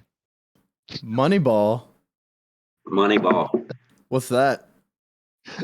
That's all the statistics that they're using in Major League Baseball these days. They just look at all the statistics, get the right guys, and two teams won the World Series in a short order, a period of time. Oh, okay. Yeah, Google it. Okay, I'll check it out. Yeah. It's a real thing. All right. Can you put roll, pitch, yaw onto Finalizer so we can vertically rotate items in our houses? That is possible, but not a priority. Gotcha. And that's another thing. Go back to the housing limits on if somebody wants to build a museum and that is their sole intent to use that location to create a museum, maybe that will be a way to get extra item storage. Who knows? Veplo says, no, it's a priority. Veplo, he's always decorating. It goes to every individual's gameplay style on how those things will play out. Yes. Yeah. Let's see. The server just had 900 plus online connections. Will we reach 1K plus consistent connections? That's up to the players. I was going to say. Yeah. Any predictions? We don't have 1,000 players on staff, so. How many guys were? How many concurrent players were y'all expecting with the new server launch? Did the server exceed or 10? 10? 10. 10? 15. I knew I was going to play. I knew everybody in staff would play. So somewhere around 10. Yeah. Yeah, close to 20 I was thinking. So no real. No, I mean, I pretty much expected close to where we're at. The thing that has surprised me is that it's, I don't know how to quantify this, but my wife mentioned this to me too. By the way, I met my wife in SWGs. That's why I'm even in the project. But anyways, that's another story for another day. But her and I were talking about it. It's really kind of cool. Like there's enough activity that you can like walk by some people and be like, hey, I need to train this, and people will help. And there's a lot of interactivity.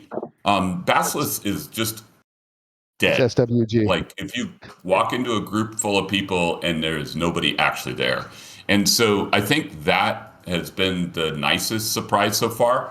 My question is, can we keep that going? So I'm less excited about getting to 1,000, although I will, run a little party dance around the house, and me and Darth Maul will get out in the living room and get it on. But videos the reality is yeah, I'll send you a video. But what I would really like to see is, can we get past the holiday where a lot of us have spare time to burn and still see good spikes on weekends? Will we see player-driven events where people are trying to pull people together? I forget what it's called, something Thursdays or whatever that's happening on Basilisk. Will there be some of those kinds of things happening? Will a community start to form and people enjoy that, being in that community? That's what I'm looking for. Yeah. And I won't know for 90 days. In 110 days, I'll be like, success or fail. Yeah. Yeah. Right. It's a very it's a self-sustaining ecosystem, because without people, you can't get the people. Right. Yeah. That's so you got to make the splash to draw people in, and then people start to build systems online at a time. Yeah. I've noticed that. That's something I've heard in a lot of games, not just SWGs particularly, but like a lot of games they'll have like a really low population, but like a very dedicated population, and other people who might be interested in the game, they're like, hardly anyone plays that game. I'm not sure I'm gonna, be able to have other players to play with or whatever. And it's like, well, if you play it, and then that will add to the number, and then more people will play it because they see you playing it, and it's a weird thing in gaming. A couple of weeks ago on Reddit, somebody commented about Basilisk when we announced the poll and said, right now there's only 290 players on Basilisk. Maybe you should just put it to bed. And I said, maybe, but if you logged in, there'd be 291. Yeah. That's a very tongue-in-cheek and snotty answer, but I feel really strongly about that. A lot of people say there's nobody there, but they're not there. Listen, there is currently only 558 online on Finalizer, 557 to be exact, as of 5 seconds ago, according to my monitor. And the last update, we had 1,995 unique individual visitors. No, visitors. No. Okay. No. I'm very specific. Total unique players is what it's called. And that's not characters, because you can have 2 characters per account. So that's maybe even a little tighter than accounts. So even multi-accounts are only counted once. And, that's almost a couple thousand different places, In advertising, we call it households. How's that? So 1,995 households have been playing on Finalizer since it launched. This is public stats, right? I've been dumping this in here. I've mentioned it in the forums. I'll probably just keep letting this thing run. It's not terribly expensive for me to run it. But what people always obsess over is they get really obsessed over how many are online. And you're always going to have some percentage that aren't online in a healthy system. And it's often 10%, by the way. So 10% when people total obsess over these numbers, they're like, oh, Basilisk is 136 online. Yeah, but if you look at the MAU and Basilisk, it's a couple thousand a month of people who have come in and played. And when we're talking about the trailing, though, yeah, but when we talk about the trailing 90 days and 110 does that analysis I do, I actually look at that as the first time they've logged in, and then I'm watching how long it takes for them to leave. That we still actually have a lot of people that just register, they play for a while on Basilisk, and then they go away. And that's what I'm hoping will be different for Finalizer is we got to figure out some way that they don't go away, right? Like that they enjoy what they're doing that somehow, and maybe we can't solve that in Finalizer, but that's. Yeah, I even looked at the data with the vote, with the poll, and there were over 1,000 votes in the poll. And some people who didn't like the results of the vote said, well, all these people came in from outside and voted for this extra server. But that's actually not true, because what happened. over half of the I did the votes analysis. came from people who played an average of 330 days on Basilisk at over 10 hours per day this year, just this year. Now, granted, some of them will have been AFK bots, but the people were logged in. They're part of the community. Yes. Yeah. And those are people who are automatically logging in, if they are bots, by the way, who said, I dislike this so much, I would like you to make another server. Yeah. Yeah, you couldn't bot answer the survey. I did that deliberately. You actually had to click it to make it go away. Yeah, and I also randomized the answers, so different people saw the answers in different order, so that if somebody was using like a click thing, it was always clicking in the same place or anything like. Tried to really make that. I noticed in-game, that, obviously, and then we were able to analyze the in-game results after the fact. I joined that data together. I actually posted about this on the forums. If people are curious, they can look at it there. Yeah. There was a question. Did they get rid or talk about removing the broken tapes? So I'm assuming some people, like for example, medicine use, it used to work on Basilisk and then y'all disabled it. And will broken tapes or tapes that don't work anymore be removed from the system, removed from the loophole? So when you loot a tape, it's actually useful? I don't know if I have an answer to that. I mean, we're going to add more broken things. How's that? Because I already added one. Yeah. Sounds great. But, and that at this point right now is kind of a little too specific for us to focus on. Yeah, baby. Gotcha. Maybe. What about adding new planets like Kashyyyk and Mustafar, which were later added in SWG's life, but not in Pre-CU?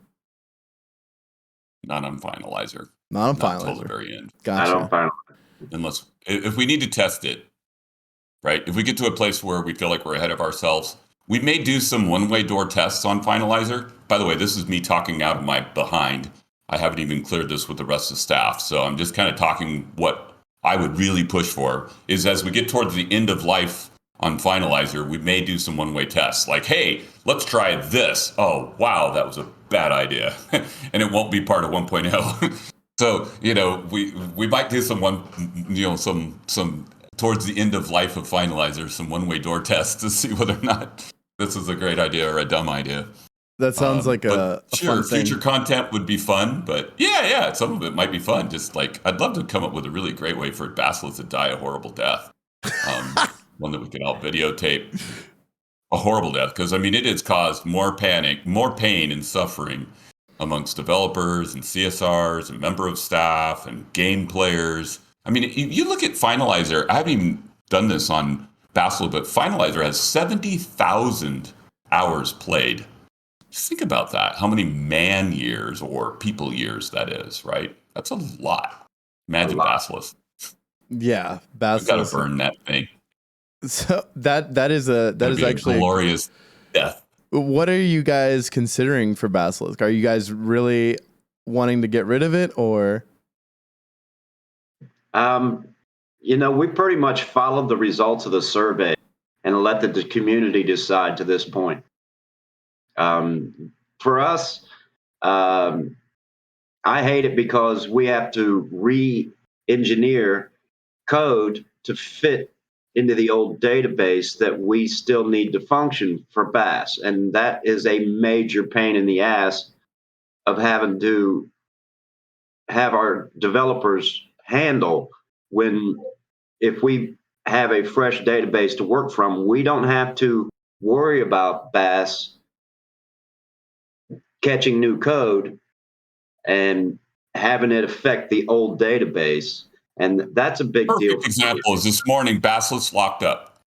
So I've written a lot of code to automate reporting of our lockups, by the way, which I just love because it gets me out of the loop. Again, doing things 3 or 4 times makes me mad. But I woke up this morning to seeing a report, it's locked up, and I looked at the lockup, and it's code that we're never going to fix on Basilisk. And so this is an example of now I literally lost time in my life this morning because of Basilisk. And oh, by the way, that means I'm not working on 1.0. That means I'm not getting to push. I wanted to push Finalizer this morning. I had to wait because I had to go figure out what happened over there. So that's, the thing that people don't realize is that there's a lot of stuff happening on behind the scenes to keep it going. Not to mention it burns 50 gigabytes of RAM and a bunch of cores and a terabyte of disk space compressed. Yeah. So, the backups cost us hundreds of dollars every quarter to pay for the backups offline. So it's just not, long-term a great thing to keep alive and going. I had dreamed about maybe making it into a museum at one point. So you could just log in, you could interact with anything, but you could run around and see all these beautiful houses people have made. On the other hand, on the other side of that, it has been kept alive without a wipe just for the same exact reason, where we were pushing fresh code and to see how our old database would be reacting with that code. Yeah. I mean, that's the entire reason it's been around as long as it has. We used to wipe Nova every publish up until what, Pub 5, Pub 6. And I told TA, look, we're running into a lot of issues on where we test something, push it to BAS, and now we've got a problem over there dealing with a fresh database on Nova every publish that we don't have on BAS. And then we have to end up going back and working on BAS to get it back up. And so that whole idea of being able to eliminate those old problems in a permanent way is important. I mean, I got a lot to do with what Finalizer is doing, and why I ended up on it, because I don't want to have our developers push this AI through Nova, get it okayed, stick it on BAS, and realize, oh shit, we got 70,000 problems with the pets in the old database over here. Yeah. That's a nightmare for us. That's us, one step forward, 2 steps back, 1 step forward, 2 steps back. Defeats the purpose of moving forward. Kills productivity. I mean, one of the things that we argued about, I forgot about that. I'm glad you reminded me, Scurby. One of the things we argued about, and I was probably more, I'm open to talking about my side of it, which was I was more like, we are going to launch Finalizer on 12/18. And I'll either launch it on our infrastructure or I'll launch it in my house. It's going to go. That was kind of my attitude towards it. I was trying to do it politely, but that's where I wanted to be. And I was of the same mind. I don't care what our decisions are to get it done, but let's, by God, get it done. But one of the arguments was, should we launch with AI? Because there's concern about the new AI was not ready yet for it. And then there was a bounce back and forth on that for a minute, for a hot second. And the argument actually became, if we launch without AI, we've noticed these problems with Nova where we're trying to launch the new AI and then we have these data problems with pets and some other stupid shit. And if we do that, then we're almost kind of walking. It's not completely a one-way door, but it will be extra work later to launch AI and Finalizer. And frankly, that was the decider. That was like it. And then Hackery and Mista, they went ape shit, great, and got it moving. I just ignored it, didn't care. I just knew that I was going to launch a server and they were going to have code or weren't going to have code. And they managed to get it far enough along. Poof. And ultimately, that decision to do that was based on the fact that Finalizer, believe it or not, is still just a test server. Yeah. Test. Play test. Yep. Play test. Right. That's it. But that point that's being made here is that there has been an incredible amount of value of having the large amount of people and 650 million objects on Basilisk and all that history. We test all kinds of side edge problems that nobody knows about. Like we have issues with like object leaks that you aren't going to see on a brand new server, and you won't see them for 10 years. And we're trying to solve for those. But there's also this kind of cutover where, at some point, we're probably going to test AI on TC Prime. It's going to kind of work. And then we're probably going to push it Basilisk, and a whole bunch of people are going to be pissed in Basilisk because God knows what'll break. Whereas Finalizer, you started out with AI test right out of the gate. And the chances are that we're not going to make as many breaking changes to that because of that. Right? This is another reason I'm really excited about Finalizer, is that because of Mista and Hackery, just banging their head against the ground wall, they've got it up to a place where we can at least let you play on it. And now we can make small, minute changes in order to manipulate, rather than this monster release we're going to have to do on Basilisk. That was a big decision on making that whole AI thing happen. And that, I'm going to go ahead and throw this in there. There is a Mantis project for Finalizer. If you want to file a bug, please use the Finalizer project. Yeah, I think we found one right off, really quickly, because we're trying to do Jabba's, and the third quest in Jabba's theme park did not. It was an escort quest that you couldn't escort the NPC, and we had Wombo report that real quick. So that was cool. What was super cool about that one, though, I think Mista was watching you guys. You guys demoed it for him or something, right? Yeah, he was watching us. This is another reason why I really have enjoyed the streams, is sometimes we get these reports, and oh my God, it's like you cannot figure out what the human being on the other side, who's probably not a bad person, is trying to explain. Whereas you guys just look, I know exactly what's happening. Mr. ran off and patched it before he went to bed. I woke up in the morning to a patch waiting for me to push, right? I was awesome. So we had one yesterday morning that I woke up to like that. And it's because we have 800-900 people playing on Finalizer, and it's because of the excitement of the new server, followed by the content changes that were made and the streaming that was done, that generated even more interest. And we're getting more and more new people on there. And we got a person who went in, and the very first thing they did is what they always do. They went to DJ Peak to train politician, and they said, hey, none of these trainers will talk to me. And it turned out we had some broken AI that we had to fix. And we might not have found that for years. The right person. DJ Peak, it's out in the middle of nowhere. Yeah, I can see that motivating me very well. It's like, hey, what the hell? These NPCs don't work. That's pretty good. Speaking of servers, there was a question, and this idea got floated around a little bit. I've seen Tim Allen suggest this. I think some people on the server forum suggested. I know I suggested it. Seasonal servers, where there would be changes, and there'd be it would last for a certain amount of duration, set at launch or before launch. People would know it only lasts X amount of time, but there would be changes on these servers. Are you guys ever interested in seasonal servers, or what are your all thoughts on that? Part of the entire MMO sandbox that can't be discounted is the RPG. Mm-hmm. And being able to have that part of the game to be more realistic to the player and more engaging to the player is always something that I am interested in personally. So is that you would consider it, you personally, Scurby, or? You know what? As far as ideas goes, I don't think it's really a bad idea. For us as a group, if we get into that discussion, I'm sure that's going to be quite intense on what that would look like and how that would be implemented and what sort of architecture we'd need to make that happen. And that's a big effort for us to put forward. And right now, I don't see that as a priority. Mm-hmm. But as far as an idea, I can't really kill it. Right. I think. Go ahead.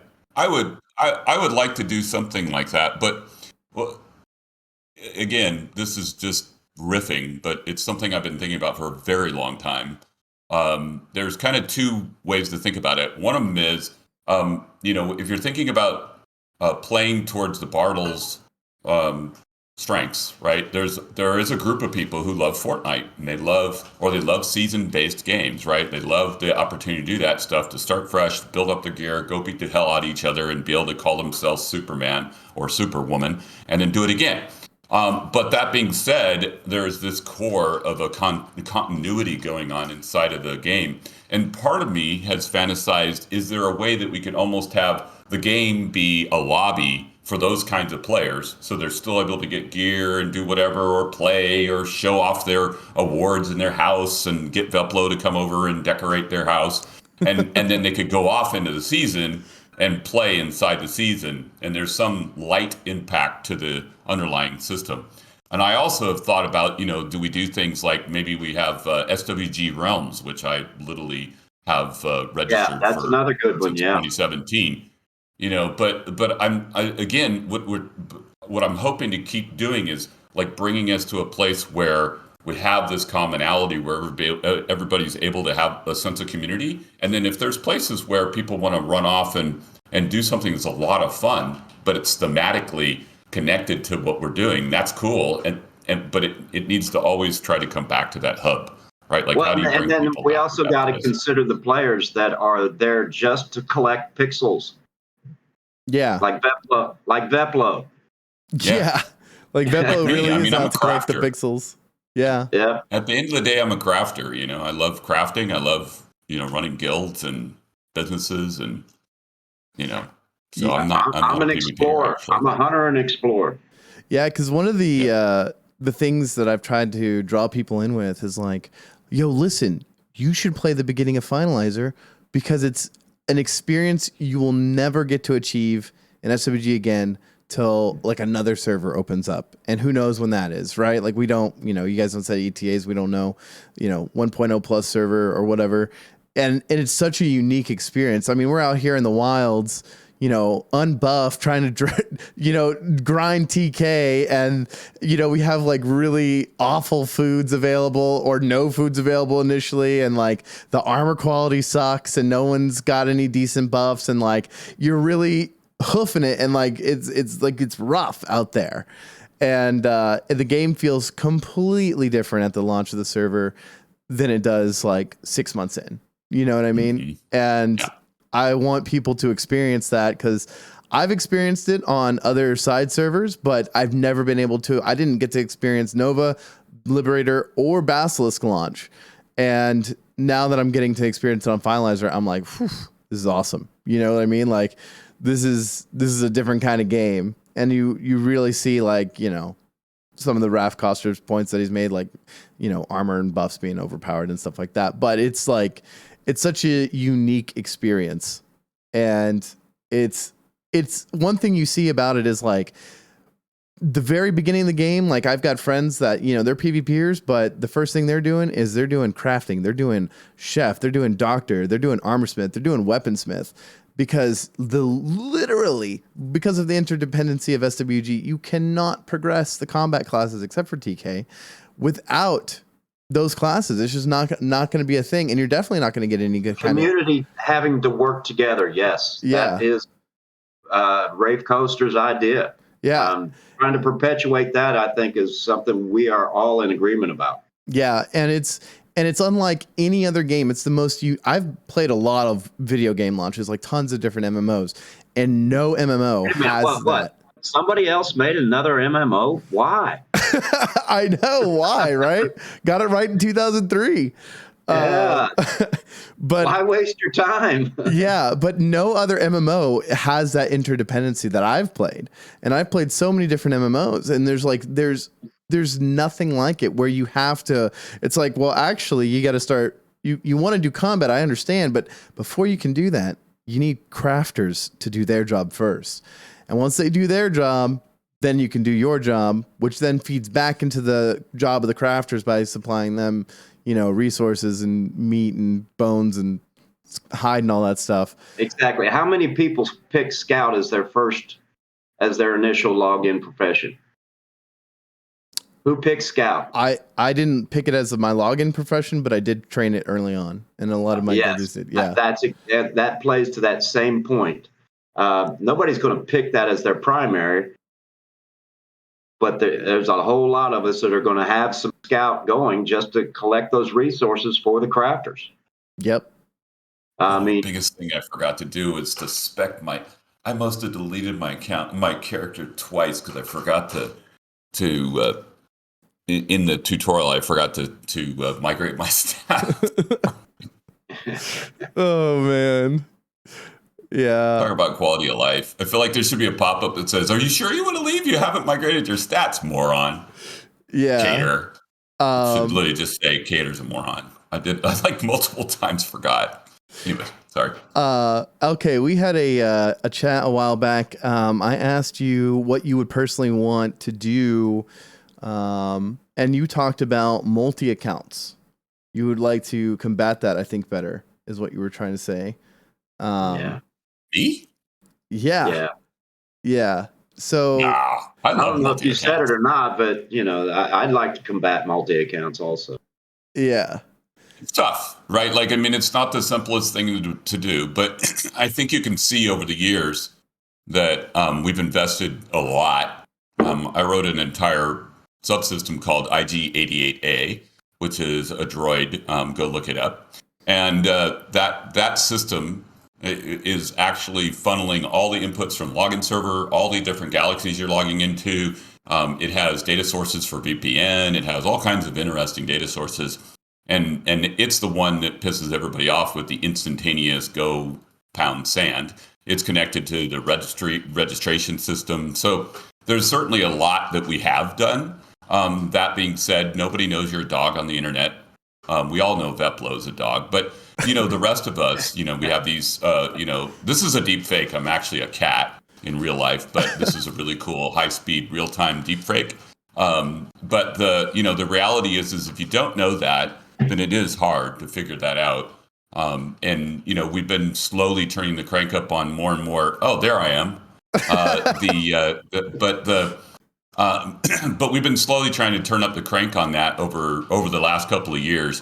The interesting thing is a lot of people talk about the glory days of Basilisk. There were 3,000 people online. There were never 3,000 people online. No, but we have had to ban as many as we've had to ban as many as 25 and 30 accounts from one person.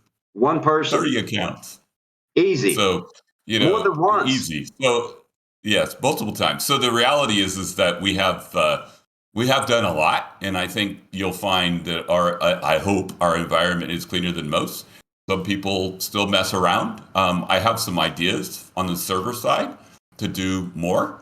I won't go into more details than that's a that's a thing, and there are some interesting technologies that can be done in order to identify what version of your TCP/IP stack you're using. SYN and ACK numbers. There's stuff. We just haven't turned the heat up on all of that. So and part of that has to do with the fact that the software is limited on our client, and we know that. On the other side of it, the hardware I run my client on isn't. I have actually logged in 10 characters on Bass, 10 characters on Nova, and 10 characters on a local server at the same time from one box. 30 fucking accounts I was able to fire up on one i7 computer with 64 gigs of memory. There's got to be a way to stop that. Also, by the way, this is not just our job. This is a community thing. We were online for about 4 hours, and we got our first reports to CSR about people who were, let's just say, abusing some mechanics, which, by the way, we've patched out. You can't abuse anymore, and those people got a vacation. So, and that's because people said, wow, this is interesting. Look at that. I sent a question to this person, and that one answered. Whoops. Yeah. Yeah. That person got a vacation quickly. Yeah. So, if people come to us, it helps a lot for us if you can come to us and say, hey, and then we'll investigate. And sometimes, matter of fact, the other thing is that we're quicker to just do it and have you come talk to us. And some people get pissed off by that, but sorry, that's the game. Are you sure it's not just like those 30 accounts aren't just like a really huge Catholic family that's really passionate big family about Star Wars? Yeah. Because that's what I keep hearing is that it's just like some big old Catholic family that wants to play some Star Wars together, all 30 of them. I used to own a computer game center, by the way, and I had 30 computers in the game center. By the way, one of the funnest things you ever do in your life, if you're into WoW and watching a Nixia go down, is when 30 of the people that were in the 40-person raid are in the same room and a Nixia goes down and they all jump up and scream at the top of their lungs. That was incredible. But I used to also run Counter-Strike competitions and everything else.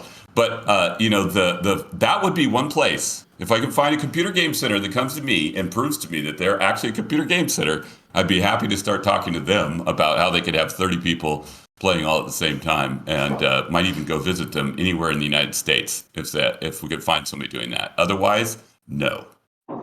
Nice. Okay, good. So you guys do take in like player behavior into account when you're looking at multi-accounters, right? Because absolutely. Yeah. I guarantee there's going to be some people that are 100% AFK all the time on Finalizer, and I'm going to be like, what's going on here? And then like those credits are going to go to another player, like those dock buffers that are just going to be there forever, AFK.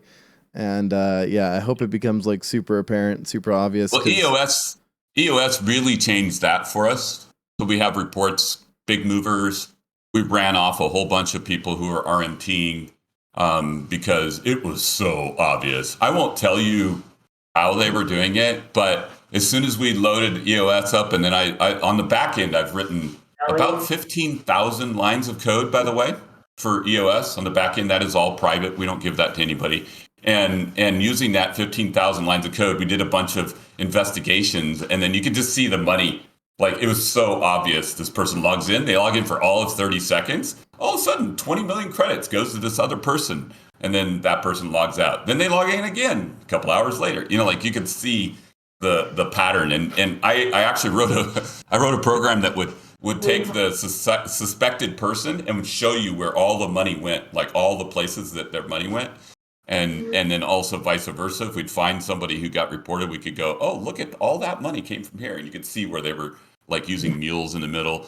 One person was like trying to delete their character. They would like move the money, then they would delete the character in the middle. Just for you idiots right now, please don't just delete a character and think that we don't have a record of all of it.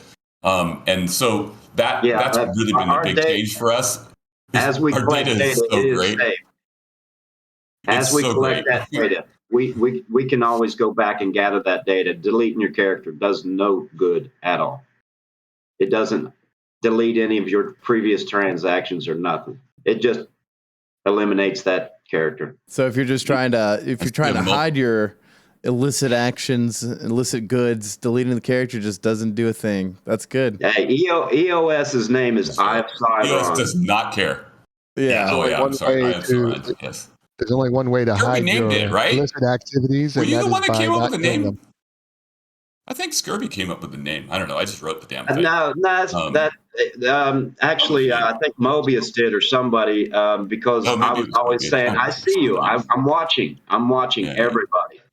Maybe it was Mobius that named it. Somebody named it I have Sauron, and it's just stuck ever since. But I saw somebody make a question about multi-accounting. If you're multi-accounting, yes, you should be reaching out and following directions on the forums to get approval for your mom and your sister and your wife. I mean, it's the holidays. I expect there's some kids that want to play too. That's cool.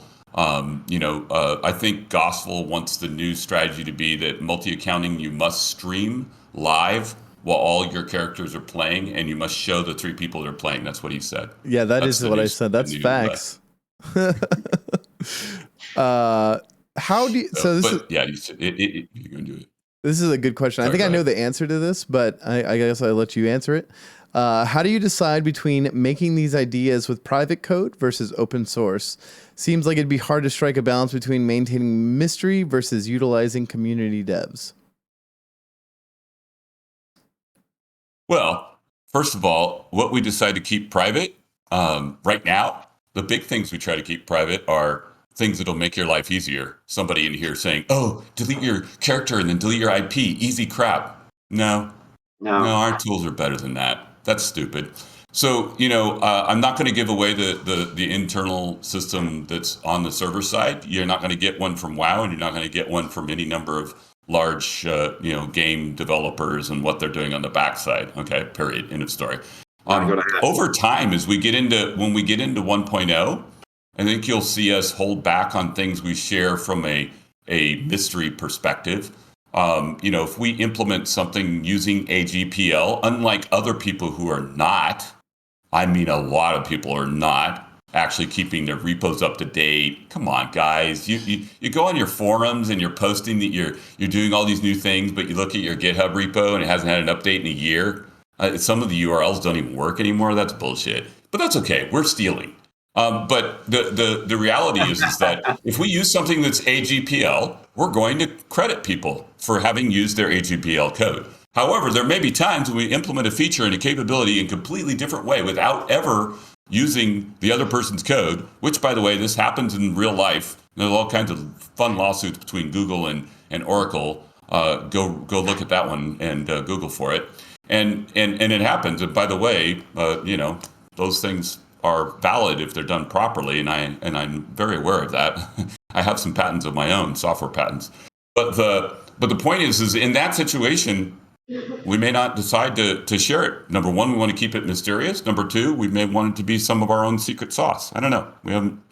I think you'll find in general we're not going to try to steal stuff from people without giving them credit. We're certainly not going to create things that would be not fair. And then just keep them to ourselves, but we're not going to give you all of our tools that we use for CSR and, all the other stuff that, frankly, you would just use it to read and figure out how to get around our tools. That's not going to happen. And that helps apply to mystery. I mean, the Vision quest that we just did is a part of Core 3, but you can't find it on our GitHub. Yeah. It's there so that you have to play the game to figure it out. Right.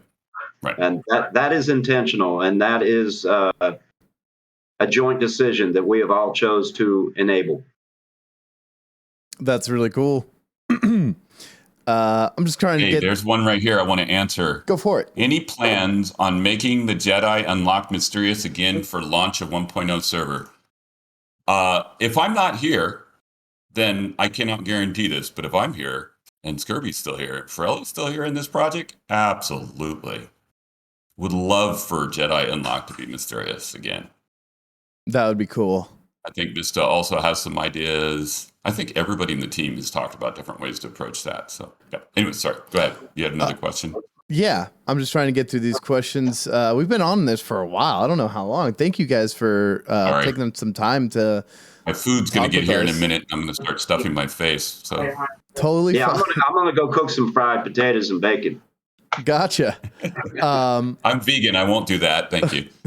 Sorry. Go ahead. What are your thoughts on having dynamic world spawns with increased loot drops rates versus static spawns with really low drop rates, e.g. Acklay, crates, and elders? We want more static spawns everywhere. Like, you should be able to just log in and type find and then the name of the spawn you want and just go straight to it. It shouldn't take you more than 3 minutes. Matter of fact, I think you should have an option to press teleport and just teleport you right to the mob. And then there'll be another button you push and it says kill the mob, and then another one will say loot all. That's what we believe.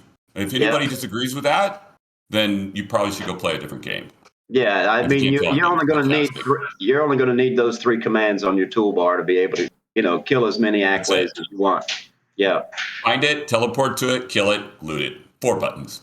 Of course we want to do more dynamic stuff. I mean, come on. That's the suckiest part about this whole game. If it were up to me, the Accolade would have killed all you by now. Let me be freaking clear. The single biggest frustration that I have is that, and internally I've gotten in trouble for my opinion and maybe even actions. And the reality is that I would love to see if you killed that Ackley enough times, either it's hard to find or maybe it just gets meaner. I don't know. I'd like to see the Acklay be hard for a 20 people group. That half of you at least end up dead. Oh. I mean, Why not? I mean, it's supposed to be premium It end is. content. I mean, why is it so easy for 20 riflemen to group together with no buffs and no armor and just run their macros and let it happen? I mean, honestly, I want to play the Ackley. I'm going to play it for a couple months, actually. I'm just going to log in once in a while. You're going to be like, wow, what did the Ackley do? It's going to be me on my client playing it. Yes. Change your appearance to the Ackley and, yep. I'm just going to show up. Go to the cantina and get buffed. I am interested. Yep. Ackley walks into a cantina. Ackley walks into the cantina. Hey, I need a buff. This sounds like a setup for a joke. Yeah, I mean, I think it'll be interesting to see what happens with like Ackley and the Fire Spider, the static spawns. I'm fairly certain with no ADKs and the way the AI is that no one will really be able to AFK crates because they'll stalk you and then come up and then dunk on you because you'll go AFK, and what you'll find is, because I've been to the Ackley, or not the Ackley, the crate graveyard already, and you know, if you go AFK there, you're gonna have 15 crates on you, and you're just not gonna survive that. It's just not gonna be a thing. But it was you. I watched. You went to the graveyard to try and get the POI badge. Yeah. Get glowy, and you were trying to figure out how you could locate the badge because they all kept trying to walk toward you. Yeah. Yeah. So he's trying to find that POI, which is impossible to find unless you know exactly where it is. And he's kind of wandering around, and he's like, "Oh my god, I'm not going to be able to do it." Yeah. I mean, looking at the stats, I think what we need to do to fix the Ackley is we're just going to spawn a ring of Nunas around it. Because the Nunas apparently are really good at killing people. So yeah, I mean, a lot of people have died. Yeah. Those damn Nunas, man. If only the Empire had used Nunas in their conquest, it would have been a lot easier for them to dominate the rebels. But yeah, so I'm interested to see how Ackley camping goes, since we can only have one character online at a time. It means if you want to camp Ackley with 20 riflemen, that's 20 people not doing anything else in the game, and that's a huge deal. So I'm kind of curious to see how that goes. But also, you know, it is supposed to be group content, like you were saying, Scurby. It should take like 20 people to kill it, and you know, maybe make the rewards a little bit more worth it, but still. Talk about killing Basilisks. We'd probably keep the Basilisk data for a very, very long time. I'll just figure out a way to do it cold storage so it doesn't cost us a lot of money. But I'm really dying to see the economy differences. Because of the one character, these things are just going to get harder. Yes. And it's always been my theory that the economy is directly, just like real life, is related to the only thing you can give up, which is time. Mm-hmm. So how much time do you dedicate your character to this one thing, right? And I think that'll be very interesting. Like, even I'm dying to see like how, obviously in the early game resources are hard to, who knows, but what is it going to be, 2 CPU or 1 or 5? Because it's harder. You know, like I'm dying to see like how all these little things change in the economy. Yeah. Someone actually had a question. Has turret AI been updated with all this AI? Do turrets act different? I don't know if they. I don't think there's a part of AI that does affect turrets. Yeah, it would be pretty funny though if they started stalking players outside of bases. Yeah, well. One shot you off your bike. That would be pretty funny. I swear I saw Hackery do some stuff with turrets. Okay, anyway, I don't know. We'll I find remember out. we did some research about the manual turret control recently, and so we were talking about it. And so that's why I'm like, I can't remember if AI touched it or if it was that I'm thinking about. Yeah, I remember someone not asking, but someone talking about the manual turret control, if that was going to work on Finalizer. And that was a few days ago. I was talking to some friends. So, yeah. One last question, I think, and then I'll ask you guys something. In order to offset the quality of life change and having a single character online at a time, have you considered doubling the bank capacity and making it account-based rather than character-based i.e. a shared bank, which kind of goes in line with what you guys were talking about with potential change with lots. No, bank. No, he means for the bank storage. House? Not the cash, but sorry, a house. A house? Yeah. You want a house? We have this thing called houses. Maybe the person who asked the question didn't know that. Put both characters on the house. Put stuff in the house. Yeah. I mean, I'm being sarcastic here, but yeah. Yeah, I mean, one of the options we considered about a number of characters online was to be able to have a 1 to 2 minute overlap where you could have two characters at the same time.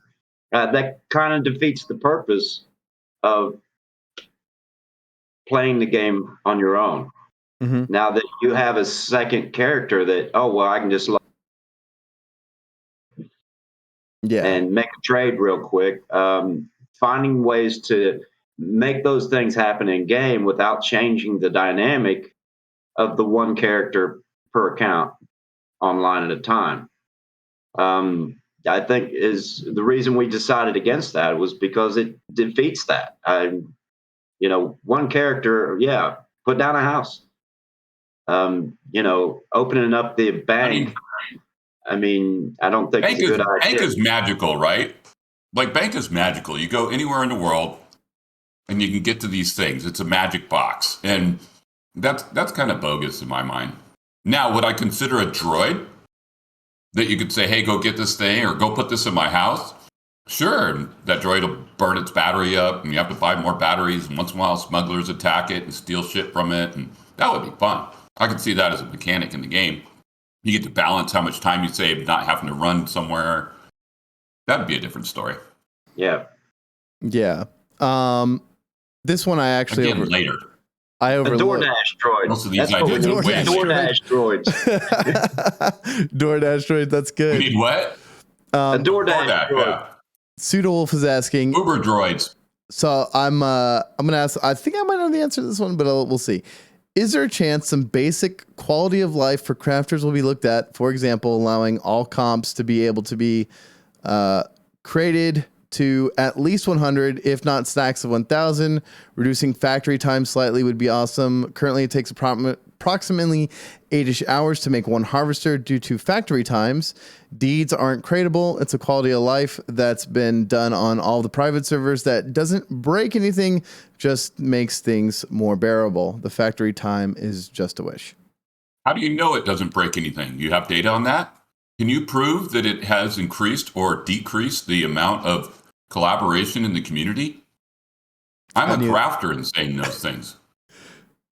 Yeah, I got to agree with LK on here. Careful. That sounds like a lot of personal opinions, which I respect your opinion. It just doesn't mean it's our opinion too.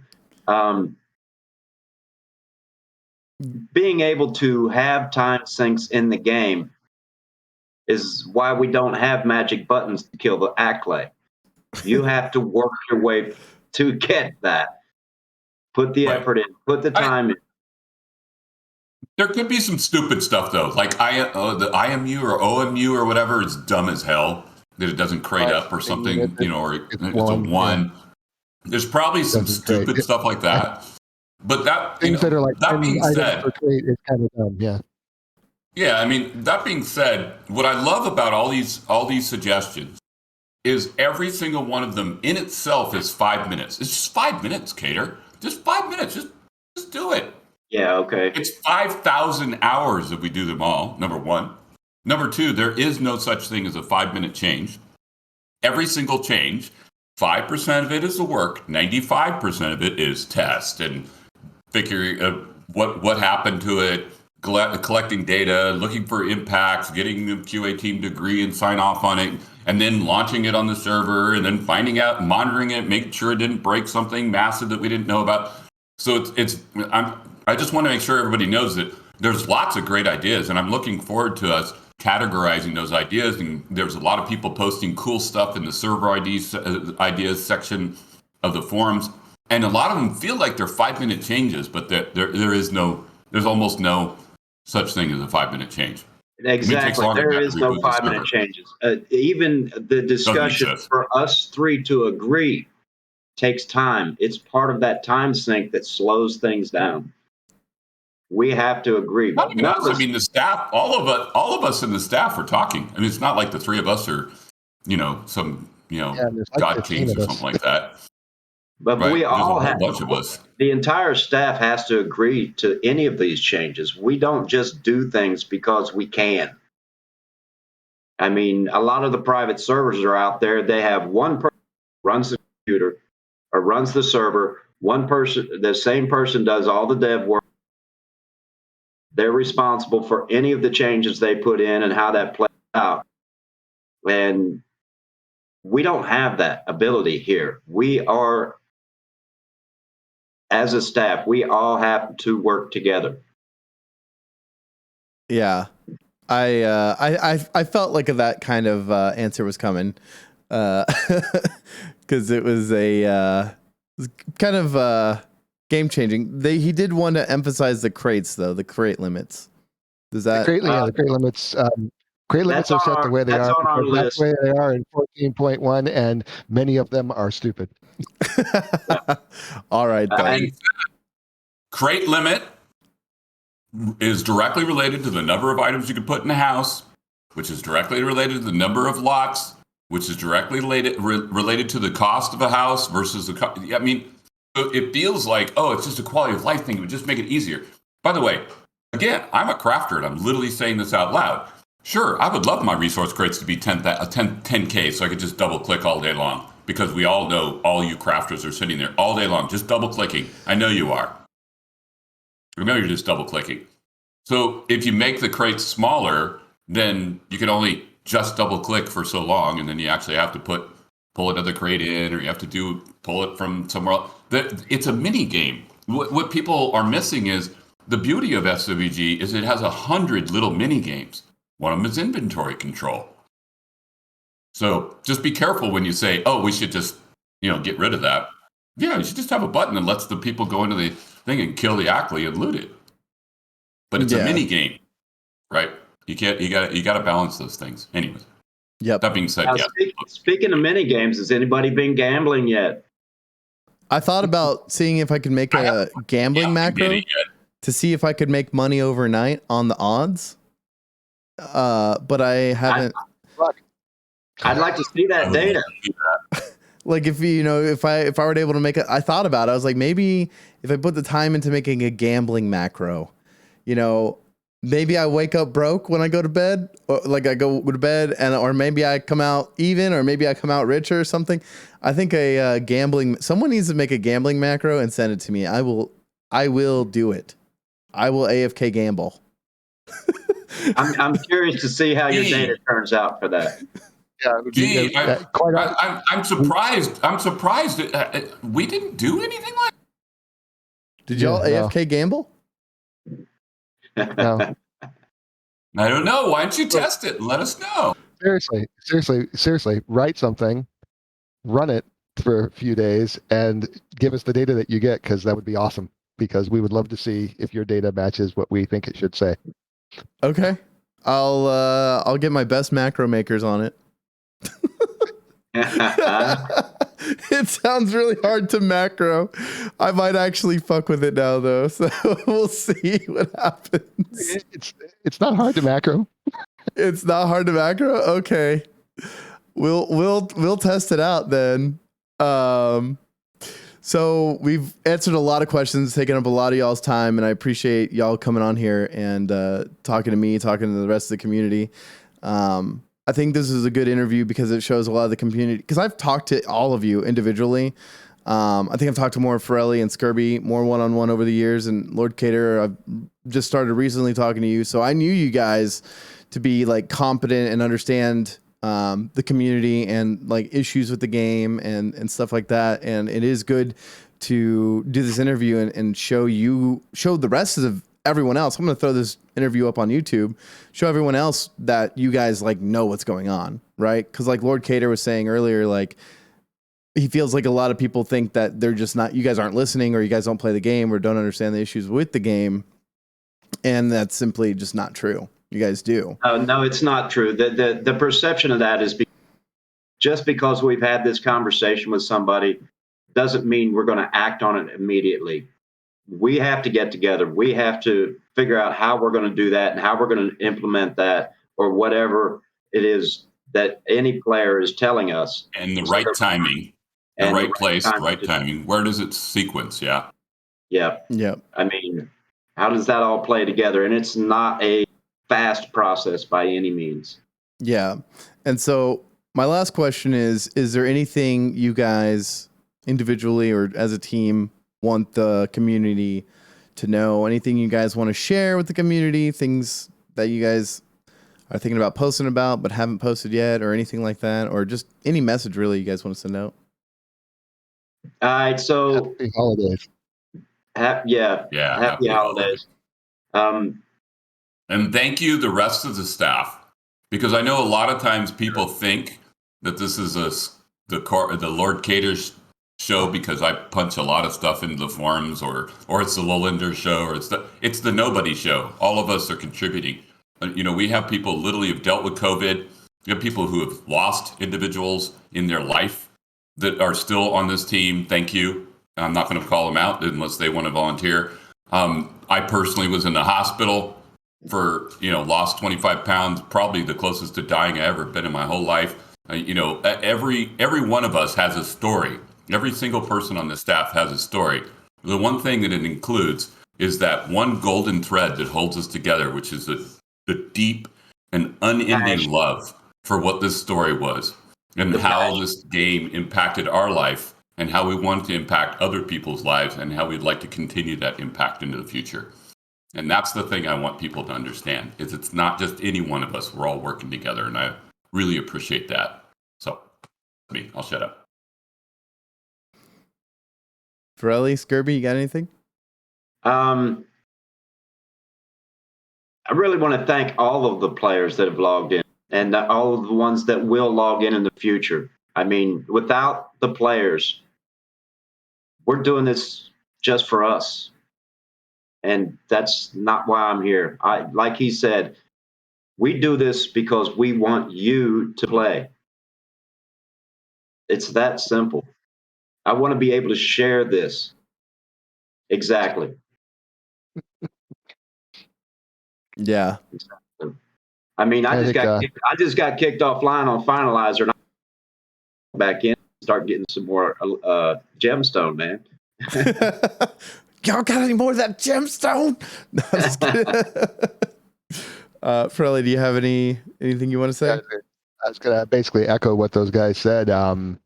I started on this staff just about 6 years ago. And the first publish that went live after I joined staff was Publish 8.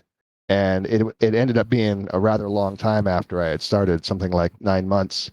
And I remember the Mobius 1 video where he read through the published notes, and he had all this excitement over the littlest things, because some of the stuff is so small, but it's a really big thing to some people. And him just reading through all the stuff that I remember testing, and it never gets old. I got to see it again with you, with the creatures following you. I got to see it this morning when Tim was talking about the leaderboard, and you see it from people all the time, that we're able to deliver joy to people. And sometimes that's all people need. And it's really rewarding to have that feeling. We're in a public-facing entity, and when you're in a public-facing entity, usually the negative people are the loudest. When we release something like this, the positive people drown out the negative people, and it's awesome. So thanks, everybody. Awesome. This has been an awesome interview. I loved it. Like, this has been really, really good. And I thank you again for taking the time to come on here and talk to me and talk to the rest of the community and do this interview. It's been, a lot of people are super hyped for Finalizer, and I think the future of SWGEmu it's been bright, but it's been a slow process, and it's sometimes easy to lose sight of where it's going as a player whenever you're slogging through publishes, like Basilisk towards the end of, or I don't want to say it's the end of Basilisk yet, but feels like it's the end of Basilisk. and I feel like a lot of people are like reinvigorated by SWGEmu's new server Finalizer and the great work y'all have done, and listening to some of the player problems and some of the really smart solutions like one player online and removing ADKs, and even I don't think it gets enough praise, but the buildings not taking out of your bank account anymore. Amazing solution, because you look at Basilisk and so many cities are just there and will never go away because they have their bank filled to Kingdom Come with credits, and some of those, and that doesn't remove cities so that people can bring up new ones. So thank you. I would remind you, Finalizer was a 3 to 4 year process to make it happen. It may be slow, but I think it's a quality product. I agree. Well, thank you guys for coming on here, and I guess I'm gonna keep streaming, but I'm gonna end the call, and thank you guys. Thanks, Happy everybody. holidays. Can't wait to see you hit 1,000 online. Come on, you can do it. Yeah, Come on. 1,000 online. Mark before Christmas. My final note to you is that many of us have done a lot of work to get this done, but I had multiple 15-hour days just to get this thing out the door, and the whole time was waiting for it to fall on its face. And I'm very glad that it didn't, and I'm super excited that everybody's been able to come in and enjoy it. And I've done more tweaks this morning. TA and I have been collaborating. I'm actually collaborating with Oru too on some stuff, and we're trying to continuously tweak. We need more people to actually push so we can see. Because when we do the 1.0 plus launch, I'm pretty sure we're going to have a big couple of days. And I've seen a lot of these people who try to run their own servers and they don't understand how this stuff works and they fall over instantly. It is not something I want to have happen. So I mean, enjoy yourself and know that we're watching, and we're very excited to watch you push this thing because it needs to be pushed. And report things, please. See something, say something, report it. Yeah, I mean, do keep in mind this is a test server. I'd be happy if someone crashed it legitimately. Okay. Well, I'll get my best exploiters on it. Your exploiters and macro writers. Yeah. A crack team of macro writers and exploiters. Hey, like I always tell our staff, do dumb shit. Who knows what's going to break it? Do dumb shit. Right. Actually, for sure. He actually applauds us when we crash things. Yeah, I love it when we crash things also, but what I don't like is when somebody figures out an exploit and then continues to use it to their advantage. Yeah. I have no problem with, hey, I did this thing. I'm not sure if I'm allowed to do it. I did it for about an hour, and now I'm embarrassed. That's cool. Hit me in Discord. I'm the easiest person in the world. Hit the CSR team. Open a private ticket in Bugs. We have like 100 ways for you to communicate those things. Bring them to us. If not, you're going to get a vacation. And we will find you. So, yeah. And when we do, we're just going to give you a vacation. And some people got really long vacations. Yeah, 20-year vacation. Yeah. But thanks, everybody. Hopefully they'll be around, if you get your dreams, Scurby. They'll be. Oh, yeah, I hope so. Yeah. All right. Thank you, everyone. After Carpenter. Thank you guys for coming in. Have a great day, everybody. Take care. See you later. See ya. That went pretty well, I think. Let me switch this over.